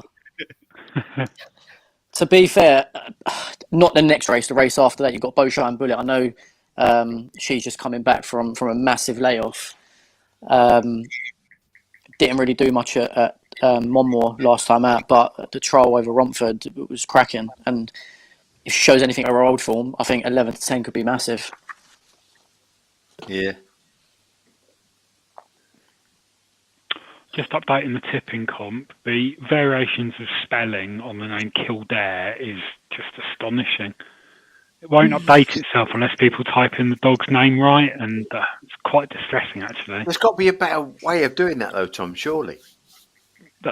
There is, but I'd have to list every single dog in the entire competition for the drop-down menu. There must be a way of getting around that where you get... the fact that it could be a different spelling. Yeah, I don't think you're working hard enough at this, Tom, I'll be honest. Yeah, I thought that as well, DJ, yeah. A little bit lazy, really. You could have had all the dogs in and then a race by race and a drop-down menu just for ease. Napa next best. I was thinking that, because actually, we were thinking about doing a competition after the first round, because I thought it'd make it easier for Tom to do 96 dogs rather than 192. Where... I've got a business to run. Where you pick, and this was only I pitched the idea from when we were me and Joe Keneally were doing a bit of work with Floyd at the Greyhound Star, where I think we were doing. It was a competition at it might have been Perry Bar or something like that, where you had to pick a selection out the top 10 in the betting, the next 10 in the betting, and then the rags. You know, so. And of course, Joe beat me, but I thought that'd be good for a Derby comp, you know, because the top 10 in the market they're quite closely matched, really, aren't they? Even despite the fact you see Lautaro 10s, like as a bookmaker, probably you'd say, DJ, you'd want to take him on anyway, like so you'd pick something else and that sort of thing. So I just thought it was a good comp, but Tom's now tasked with something else. He looks like a man under pressure, doesn't he, Tom? On the So man, there's 200, and now Ballon of Bowler Heads coming. You can fucking imagine the spellings of that. Yeah, and of course, the other thing is, then you'd have to have the pie charts to see who was doing. And the worst thing is, if I type one in wrong, it blows everyone else's selections. So fair play to the three of you who's got Ballon Benola correctly. Paddy McGee, you're one of the very few. I'd have got that so wrong. There'd have been so many O's and L's and A's. Oh, it looks like someone's basically spelled it hullabaloo. Emily's Jet, a few people put a little apostrophe in it. It's hard. It's hard. It's hard. But we'll get there. I'm working through them. Someone's called him Blue Ed.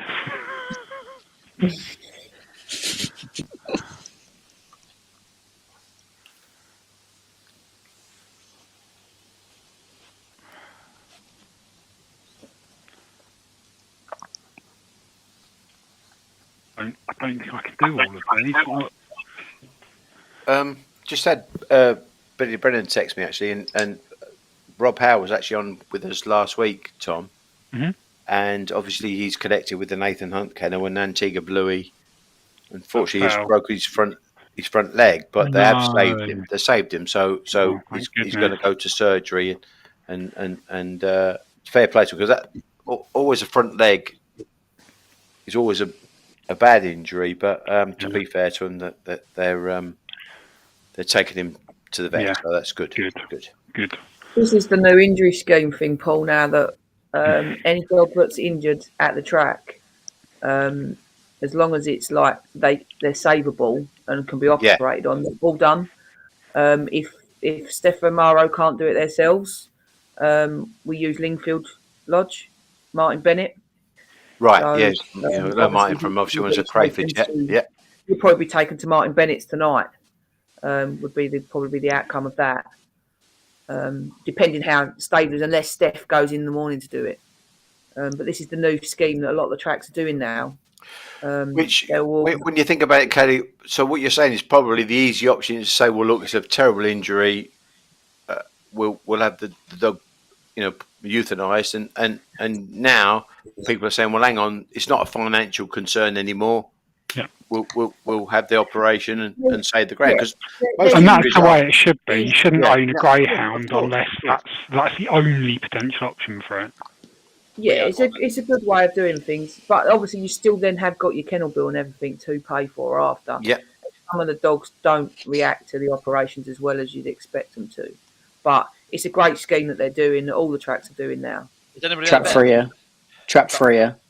I've not had a big bet. It's just a small one. It's a hard race, to be fair, but small bet on trap free. Bob then for Ryan. Hair approaches, up go the lids, and off and racing. Fairly level line. TJ Slipaway, the old favourite, goes to the front. Yeah. Trouble there for Mohawk Bob at the back of the pack and down the far side. TJ Slipaway goes on for Paul Young, but being challenged now by Aero Activate. And Aero Activate now comes up on the inside, and Aero Activate goes on for Mark Wallace, who kicks clear in the closing stages, and the 4 wins it from 2. That was Kuda Calvin, who ran on really well for Gene Lars for second spot, and TJ Slipaway from leading. Unusual for him to get picked up like that. That must have been a very, very... Activate is a very, very fast type, so... That was the only dog that I thought would go round and would get picked up. All the rest, whoever went round, if they did go round in front of the 5, they would have won. But the 5 was the only one that went round that I thought whoever turned second to it would probably pick it up. Actually, to be fair as well, Ryan, Aero Activate cut right across Mohawk Bob there. He rode it well, and whereas Mohawk Bob didn't. But yeah, normally Mohawk Bob is the one that goes round. But again, it's a bit like what we was saying earlier on, DJ, that where again, Aero Activate went into the third bend. You could see him eyes wide open at the first. And again, that's on the outside, cutting across the dog. And then going inside the dog there at the third bend. I think that's what sometimes when you're looking as a punter, you're looking for dogs that are going to run for you.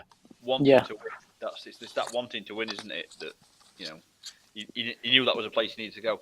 Just going back to that point about the payment of that's something that track should be pushing massively, because it puts people off. it really just put the kind of injury and the cost of it. I think it puts owners off, and then when tracks take ownership of that, it would be something that would sell the sport more to potential owners. We had one at Sheffield. It would be 3 or 4 years ago now. He broke his leg, and we just said, "Oh yeah, get it fixed, not a problem." And the track paid for it. But at the time, we didn't even know that was a thing. It had obviously just come in. It had just been a tick over period where that came in, and we were flabbergasted that and a lot of tracks don't even tell owners that that's an option, if that makes sense. And it would no, that's right. Yarmouth have always done it. Whatever dog had happened from years ago when I worked at Linda Jones and everything, Yarmouth paid for any injury that happened at their track, and they paid for your kennel bills. Obviously, this has only come in the last year or so that the tracks have started doing it. But the only problem you got is they're missing a trick, really, which is like I was saying earlier with Tempin.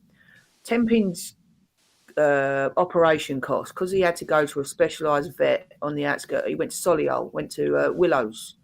It was a referral place. I must admit, it was unbelievable. When I drove into the place, I couldn't believe what I was seeing. It was like going to Super Vet. Yeah. I mean, his operation come to over not far off 10 grand. Wow. So for the company to pay that was great. Otherwise, he wouldn't have been able to survive, because some owners haven't got that sort of money to pay for that. And it does make you think now with this system. But the only downfall with the system is because the tracks are paying for it, because they claim so much back through the GBGB, then the dog has to be retired. Well, there's your downfall, really, because some of these dogs, like we had a 15-month-old pup break his hock in his first trial. We went to bring him back. This is before we realised this had happened. We went to bring him back 5 months later. The owner had paid 5 months kennel bill out, and then we were told no, the dog's been made inactive because he'd been retired due to the injury scheme. Yeah, and the only way we would be able to get that back is if the owner paid the money back to the GBGB. But then that would be really keen to not have that in place, because this is what we've put to the GBGB as well and to the track. We're saying that you're missing yourself a trick here, because you pay for these operations and then these dogs come back and start running back on the track to how they were or whatever. It makes you look a lot better. At the minute, basically, you're making your injury stats not very good because these dogs aren't coming back. I mean, there's going to be set like that dog tonight. That won't ever run again. Front legs you won't ever get them back. There's spots there that you can have the vet say, oh, it needs a screw in it. They run with a screw in their hock. But because the vets have paid for it and then the track have paid for it, then that dog's now being retired. So you've had a 15-month-old pup, never raced in his life, now can't ever run again because the owner can't afford to pay the money back that's been paid out. So now the dog's just gone to the home. But that's where it's wrong, Kelly, because the financial side of it all the time, exactly. They might get 120 races out of that dog. The break doesn't mean he can't run. He's perfectly sound with the fix. So we've had plenty of dogs do hocks and come back with 2 screws in and go back to what they were winning opens. So it's not as though they can't. If the vet says it can't come back, that's fair enough. When the vet says this has got a chance, it will run again. There should be something there. And it just makes the track. It's like we said the same thing to Perry Barr with Tempin.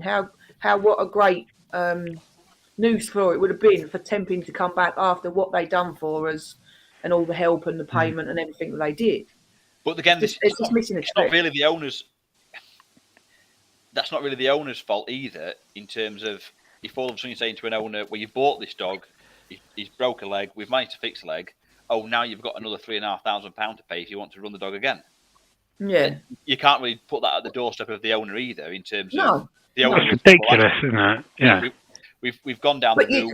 We've saved the dog and all that kind of stuff. But you're right that the dog should then be allowed to run again. If you've got a chance of bringing the dog back, you should be allowed to be given a chance. If the dog then doesn't come back, then fair enough. Then obviously they can claim their money back and whatever. Yeah. But it just looks better for them, the advertising that they've been out and they've supported the trainers, the track, they've paid the money, supported the owners and helped the owners out, and then it looks good on them because the dog has then come back to race. It looks brilliant. It looks brilliant from a welfare point of view as well, in terms of this dog broke a leg, we fixed it, and we brought it back to do what it wants, what it's bred to do, to run, and it's going to have another 2 years of running before going to retirement. It It does exactly. Yeah. You know, these things sometimes are put in place to fill a hole, and they're not really thought about completely in terms of how the whole process should work, and that would be a much better solution, definitely. No, that basically, but as you say, they've just looked at it and said it's welfare. We'll save what we can save. But the problem you got now is they're doing this, but now you're getting a backlog of dogs going into homing kennels because you've got dogs that are sitting there that could run again, that now can't because they've now got to be homed. No.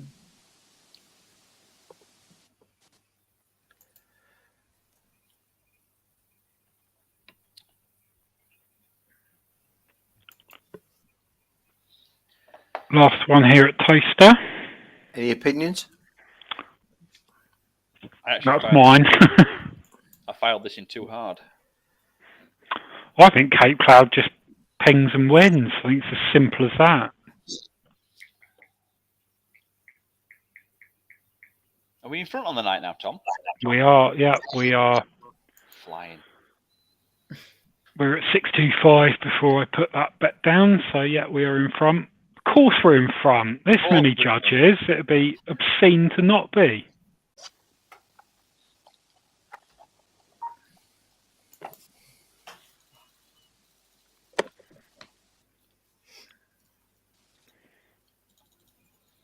Here we go then. Cape Cloud is the favourite. 2-1, bit weak in the market, this one. Peter Cronin. Heat 21. Final race of the evening at Toaster. Air approaches. Lids Rise and Cape Cloud has come out like a catapult and claims the rails and the lead. Some 4 lengths clear from the 2. Monroe Thunder, who's trying to get past one, fails though, and What's Up Eva has turned second down the far side. And Cape Cloud for Peter Cronin has a 4-5 length lead from What's Up Eva. Trying to make progress up on the outside is Milton Noah, and also on the outside Chelms. Yes, the turn off the last. It's the 3 out in supreme isolation, and it's Cape Cloud that's going to go on and score nicely from What's Up Eva. And Milton Noah in third. Oof. That's all it had to do, and it did it. Yeah. He's banged out again. And this time got lonely, which he did, didn't he? 2 runs back. And then last week he got dragged back out the second bend. I know we were talking about results earlier. That's 7 favourites again tonight on the card from 11 races. Only one of them odds on. I say every year, the first round of the Derby is the round to get heavily involved in because there are a lot of favourites that are overpriced. And you get more favourites coming in the first round than anywhere else. There'll be a lot of favourites getting turned over next second round. An awful lot.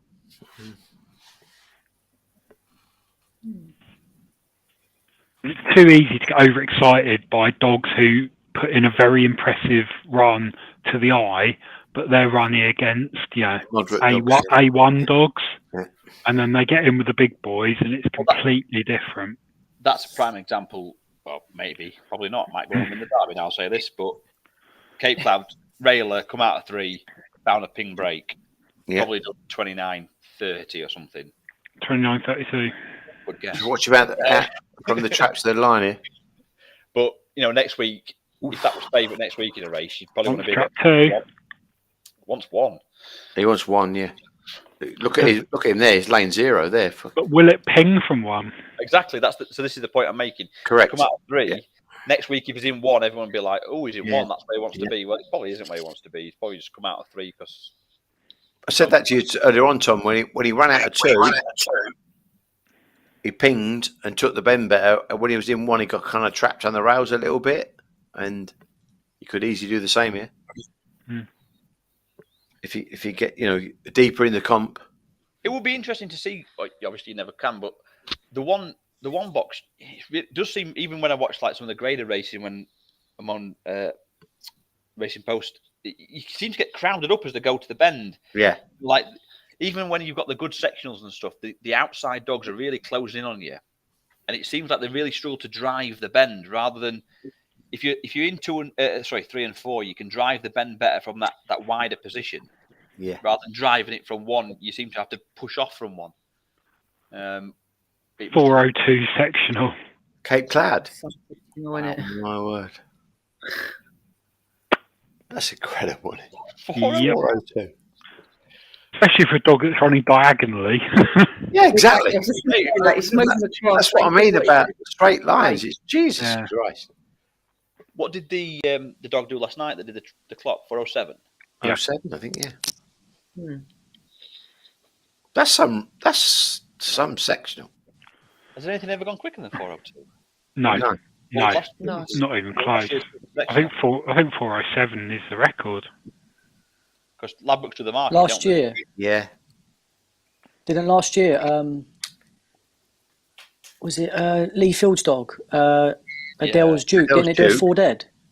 Did it? Oh, okay. Might have done, actually, yeah. That rings a bell. You might be Yeah, I'm right, sure it's a actually. 4 dead, yeah. Was that in the Derby or was it in the trial stake? No, in the Derby, yeah. In the Derby, yeah. We like Lee Field, friend of the show. I should have him on one night. Lorraine said that. Yeah. We're in a bit of profit tonight, but can we make it more, Ryan? Let's hope so. No pressure, Ryan. No pressure, Ryan. I think everyone will come down on the same one here. Bowshine Bullet. Yeah, absolutely class. Like I said, the worrying thing is obviously she's coming back after a long layoff.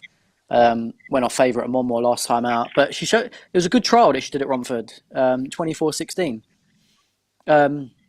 Yeah, you can't get away from it. The price is nothing to shout about, but I think it's the likely winner. What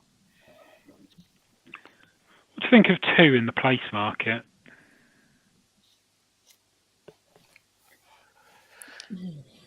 There's too many possibilities that could happen to come set. I think the 5 will probably run a much better race than it did last week. It was all over the place. It didn't know where it was going.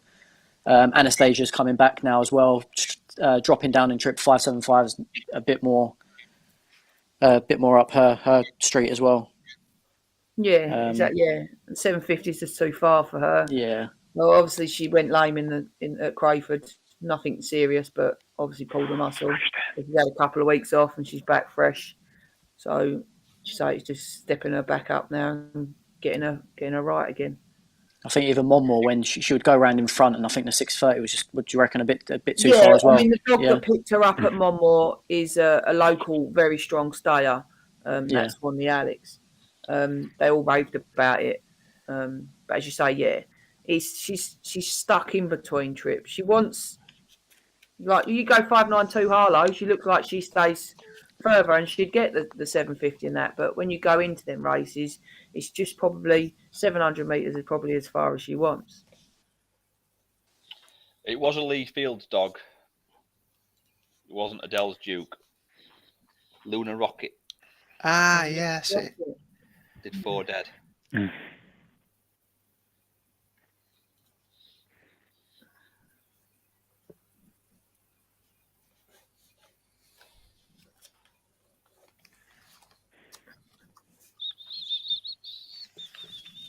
Ooh, going in. We're on Bowshine Bullet. We on? Yep. What, Lumpy? £35.61. He's playing Round the safe. account I now. like that. I like that.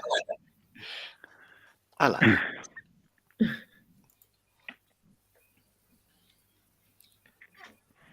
This is the Coronation Trial Stakes. And away and racing. And 2, 3, and 5 all get good starts into the turns. 2 and 3 just squeeze there. And Miss Dior goes round in front for Nathan Hunt. Has a 2-length lead with a circuit to race from the 3. That's Baby Bullet. Round the third and fourth pens. It's 5 from 3. Then comes 2, 1, and 6. And down the far side into the penultimate turn. It's still Miss Dior. We backed her last week. And here comes 3 and 1 is closing rapidly off the last turn. 5 all out from 3 and 1. Up towards the line. 5 and 3 have gone past together. Miss Dior and Baby Bullet just in front of Bowshine Bullet. We backed Miss Dior last week, Tom, and she ran awful. Yeah. I'm not sure he needs to know that, PL, I'll be honest. Huh? I'm not sure you've helped the situation there by saying that, I'll be honest. Stop. Once again, not entirely sure what happened during the race. Now, one ran over the back of two, and then just didn't really get a clear run early, and just got involved in a bit of a bumping match and took off late. But yeah.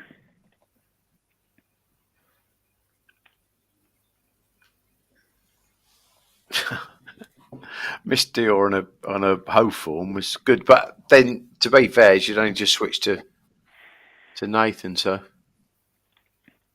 oh well. Final results for tonight-ish. I need to double check the formulas, but shouldn't be too far off. Jack Bingham, Brody Summers are cappers, all on 33 points. Not a bad haul for the evening in the end. Yeah. After the shaky start, there's a sea of gold towards the end, and a lot of naps and next best, at least in the place money. There's not many who've fallen outside of those. We'll have a look at the bottom as well, because it's only fair to shame them. Well, quite, yeah. It's the only way you'll improve. That's why we've got a bonus entry. Man About Dog's gone in twice, but has he gone with the same selections for both? Yeah. Oh no, he hasn't. So unfortunately, he'll be marked to the lower of his scores. What's he done on his second go? Warzone, Paddy, Signer, Scarty, Kildare, Thornfalcon. Oh, he's switched there. Hearing me. Naughty. Unless it is someone else. Yeah. We could be slandering him, and it's just the spreadsheet hasn't picked up the names correctly. So we'll give him a bit, but it's pretty tight again. Pretty tight. A lot of similar picks as we saw from the pie charts earlier.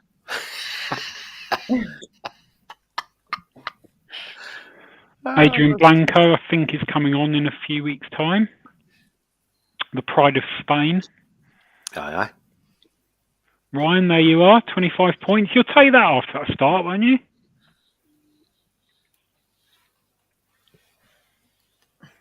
Yeah. You're on mute. You're on mute. You're on mute, Ryan. Ryan, come on.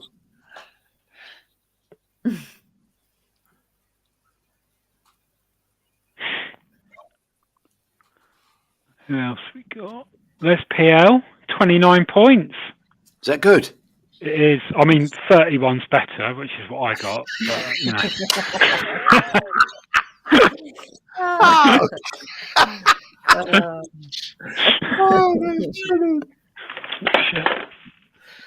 That made Mrs. PL smile as well. So yeah, all to play for. A long way to go. I think there's going to be some big differences, variances in the scores as we go on. Ryan's got the internet connection is lost signal next to his name. So, from what we've seen, what would we make our top picks? Who would you be backing now in the derby? What do we have to go in again, Tom? I'm not changing from where I am on head. I've done my money tonight. It's money lent. Do you think he'll be derby favourite? No, because they don't see him. They can't see him. They go Lautaro, bang. They don't see the misbreak, early pace, got the lot. He's an aeroplane. They don't see him. I think this is an interesting point. I think that your algorithm-based bookmakers won't see him, and the bookmakers who have actually somebody watching will see him. Yeah. Star Sports have put Ballinabola 8-1 favourite. Yeah. Wow. I think your Paddy Powers, etc., won't have him favourite. I think really. I think your people who have people watching the racing will have. What, Eva Corrigan hasn't seen it now? I don't think she has a big enough say, unfortunately. Ah, right, okay. The algorithm says no. that was a massive performance tonight, wasn't it? I mean, it's only what you expected. He's just a fucking machine. No, it wasn't what I expected. I expected him to get in a bit of trouble at the first bend because there was plenty of early pace. I know you did, but you didn't really believe, Dave. So you backed him, but you didn't really believe. You just thought you knew, but now you do know. Yes, no, I thought he had massive gears, but I thought tonight he could get himself in trouble. Now I know that he's been in a race with loads of early pace and made him look stationary. So did you see my tweet earlier on? No. The name's Ed, Bananabuller Ed, licensed to thrill. Did he not thrill you? Did he thrill you tonight? No, he did. Well, he didn't thrill. No, actually, you did your money. You did your money, but you still got thrilled. It wasn't a thrill, but I did think to myself, that's a proper Greyhound, yeah. It's a proper Greyhound, of course he is. And the thing is, I know, and see my missus, she knew I was excited about him. She actually said to Pat, she actually said to me, I need to buy this dog for me. That's how she. But then she stopped. She stopped at 50. That was it. You should probably done it before that. You stopped at 50. Yeah, that was what it was. Yeah. No, he's serious, isn't he? And I know the Lataro dog's gone quicker, but I want to be on Ed rather than Lataro. Yeah, I want to go and sleep with him tonight. Actually. Easy now, PL. It's just taking a turn. This is I want to go and cuddle him in his bed. I just want to lay down with him and give him a little bit of a cuddle. Just stroke his head a little bit. You know what I mean? Kenny knows what I mean. They're the ones you got to look after. I told you. I've seen Brett Lee. I've seen Premier Fantasy, and now I've seen Bananabuller Ed. Go. And I've seen him before everybody else. And I don't mean that nastily. What I'm saying is, and Fortune was on yesterday, and he said if Premier Fantasy was at Toaster, he said he'd do a 28.50. That's what he said, didn't he? That's that. What I'm saying is special. The special dogs. That dog is a. Don't worry about Lataro doing the 20. Don't worry about that. Get me in a 2-dog race with Lataro in. Oh, he wants to be in rail. Put him in 1 and put Bananabuller Red in 4, and we'll see who's the best dog. Right? You're setting your own race up now. Like, can I have a bit of evens, please? Oh, no. Right or wrong? The Bananabuller Red is a special dog.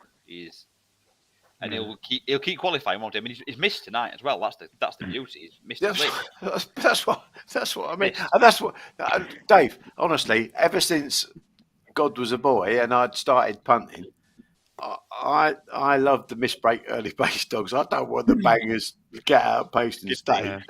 Leave me alone because I don't want them. No, but and Kenny will back me up. We had a dog with you called Brogan T-Bone. Brogan's T-Bone, yeah. He was lovely. He just was his feet hit the ground. He just went whoosh. Whoosh. Exactly. And that was a beauty of Ed tonight. He did go whoosh. Yes.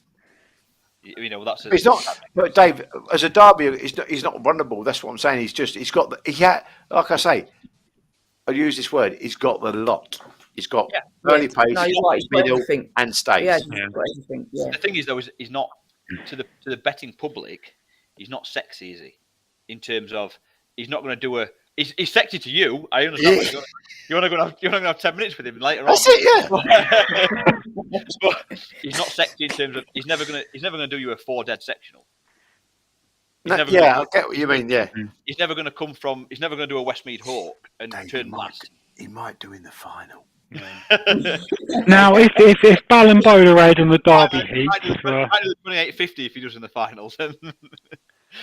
If tonight's racing was the main course, for me the dessert is a 5-dog weird 750 race at Romford, aka the lucky last.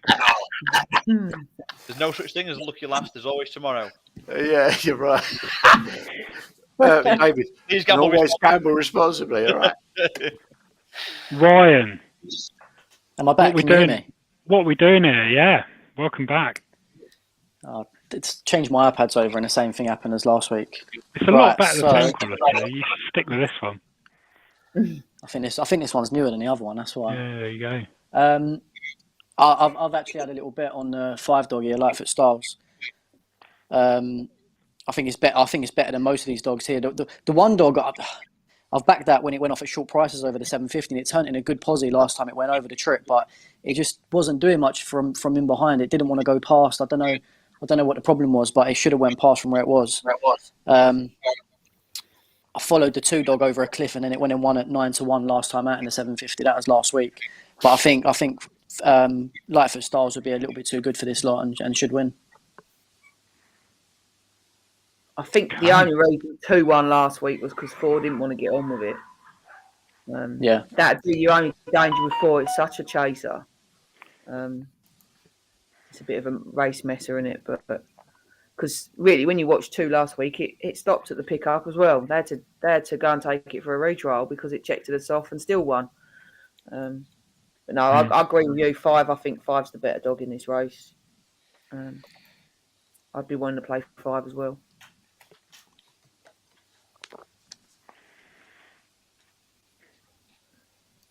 Well, it's a lucky laugh. We've made a bit of profit. We'll have a play. £50 on, pretty much 2-1.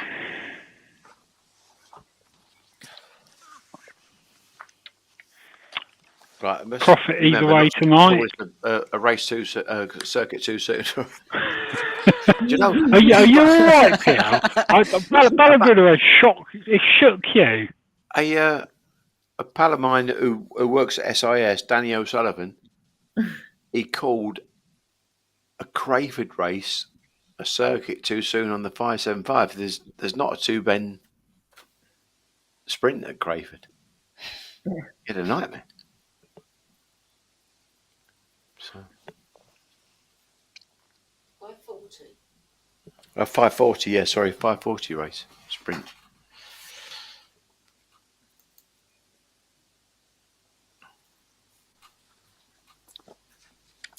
Look at you, man. That's dangerous as well, isn't it? You're watching the pictures now. Your man straddling the old air rail. He straddles the switch, don't he? So we don't touch it with our feet. Right. That's what he's doing. That's his job. Huh? Yeah, that's his job. Stand there and cover the switch while we put the dogs in.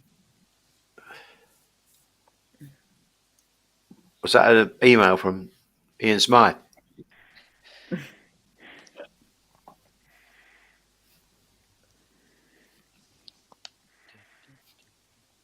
Lightfoot Styles then.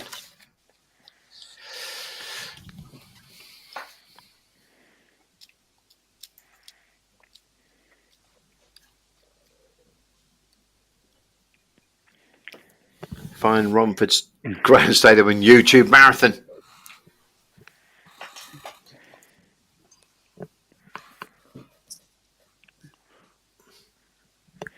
Droopers Diamante was the thing that went well up last week, Tom, wasn't it? Yep. It's on the list, Pierre. Yeah, it's on the on list. The list.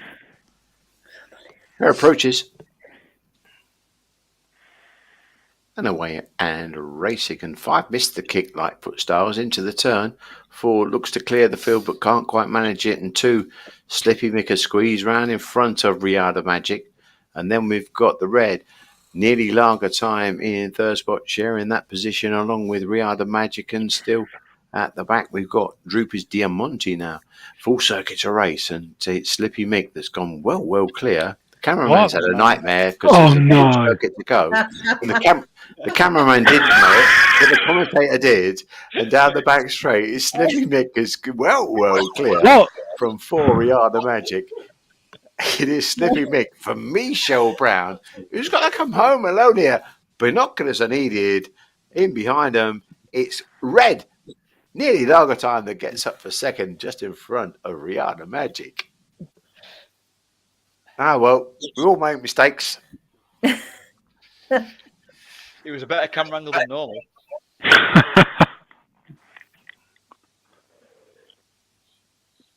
dear, oh dear. 2 gets beat week in, week out in S3s, and then goes and does that. Yeah. Unbelievable. It was messy at the first one. It just squeezed around, really. But even in behind, the 5 weren't showing nothing. I know it got held up a bit around this bend here, but it weren't showing nothing. No, it's not picked up at all, is it, 5? No, none of them has. This is literally what someone said in the chat. No bet race because the punt enemy number 1 is in the race. Slippy Mick gets beat odds on S3, just jogging around, goes on to win the 750 over race. Big odds. Said that before the race. Yeah, it's correct. Week in, week out. S3, favourite. Just does not want to know. Yeah. And even the one dog, you see the one dog in the run in here. He was just jogging past the. Is that the 4 in lugging beyond, or the 6? You see that just come alongside and doesn't even want to go past. No. Yeah. Yeah, let's look, having a little word, and that won't go past either. So even if that got to the Slippy Mick, I don't think it would have went past anyway. No. Tom, you know, we listened to Carly, and she said we need to get the female input. So last night, Kelly, we had Emma Buckley. Yeah. Tonight we've got you, and Saturday we've got Carly. Well, she's going to make an appearance because she's going to the track. But Danny Jackson is really keen to come on. Oh, brilliant! She said she's a massive fan. That'd be great. That'd be great to get Danny on. So hopefully she's going to come on. Yeah. Yeah, fantastic. Right. She can save you some. I was talking to her. Yeah, exactly. Yeah, she'd be better than me, wouldn't she? Yeah. Right, we're back same time tomorrow, 6:10 p.m. Are we competing with much sport-wise at that time? I don't think we are. I think there's not a lot of sport on tomorrow evening, so hopefully we'll have a decent turnout. Competing with apart from Brayford, yeah, obviously. Romford. I'll be watching from Romford. All right, okay. Good on you. Thanks, Thank Kelly. you very much all for joining us. Thank you, Kelly. Thank you, Ryan. DJ. Thank you, Ryan. It's been an absolute pleasure as always. Really enjoyed it. Yeah. Good night. Yeah, thanks, Good night, lads. everyone. Thanks, guys. Have a good night. See you later, everyone. Thank you.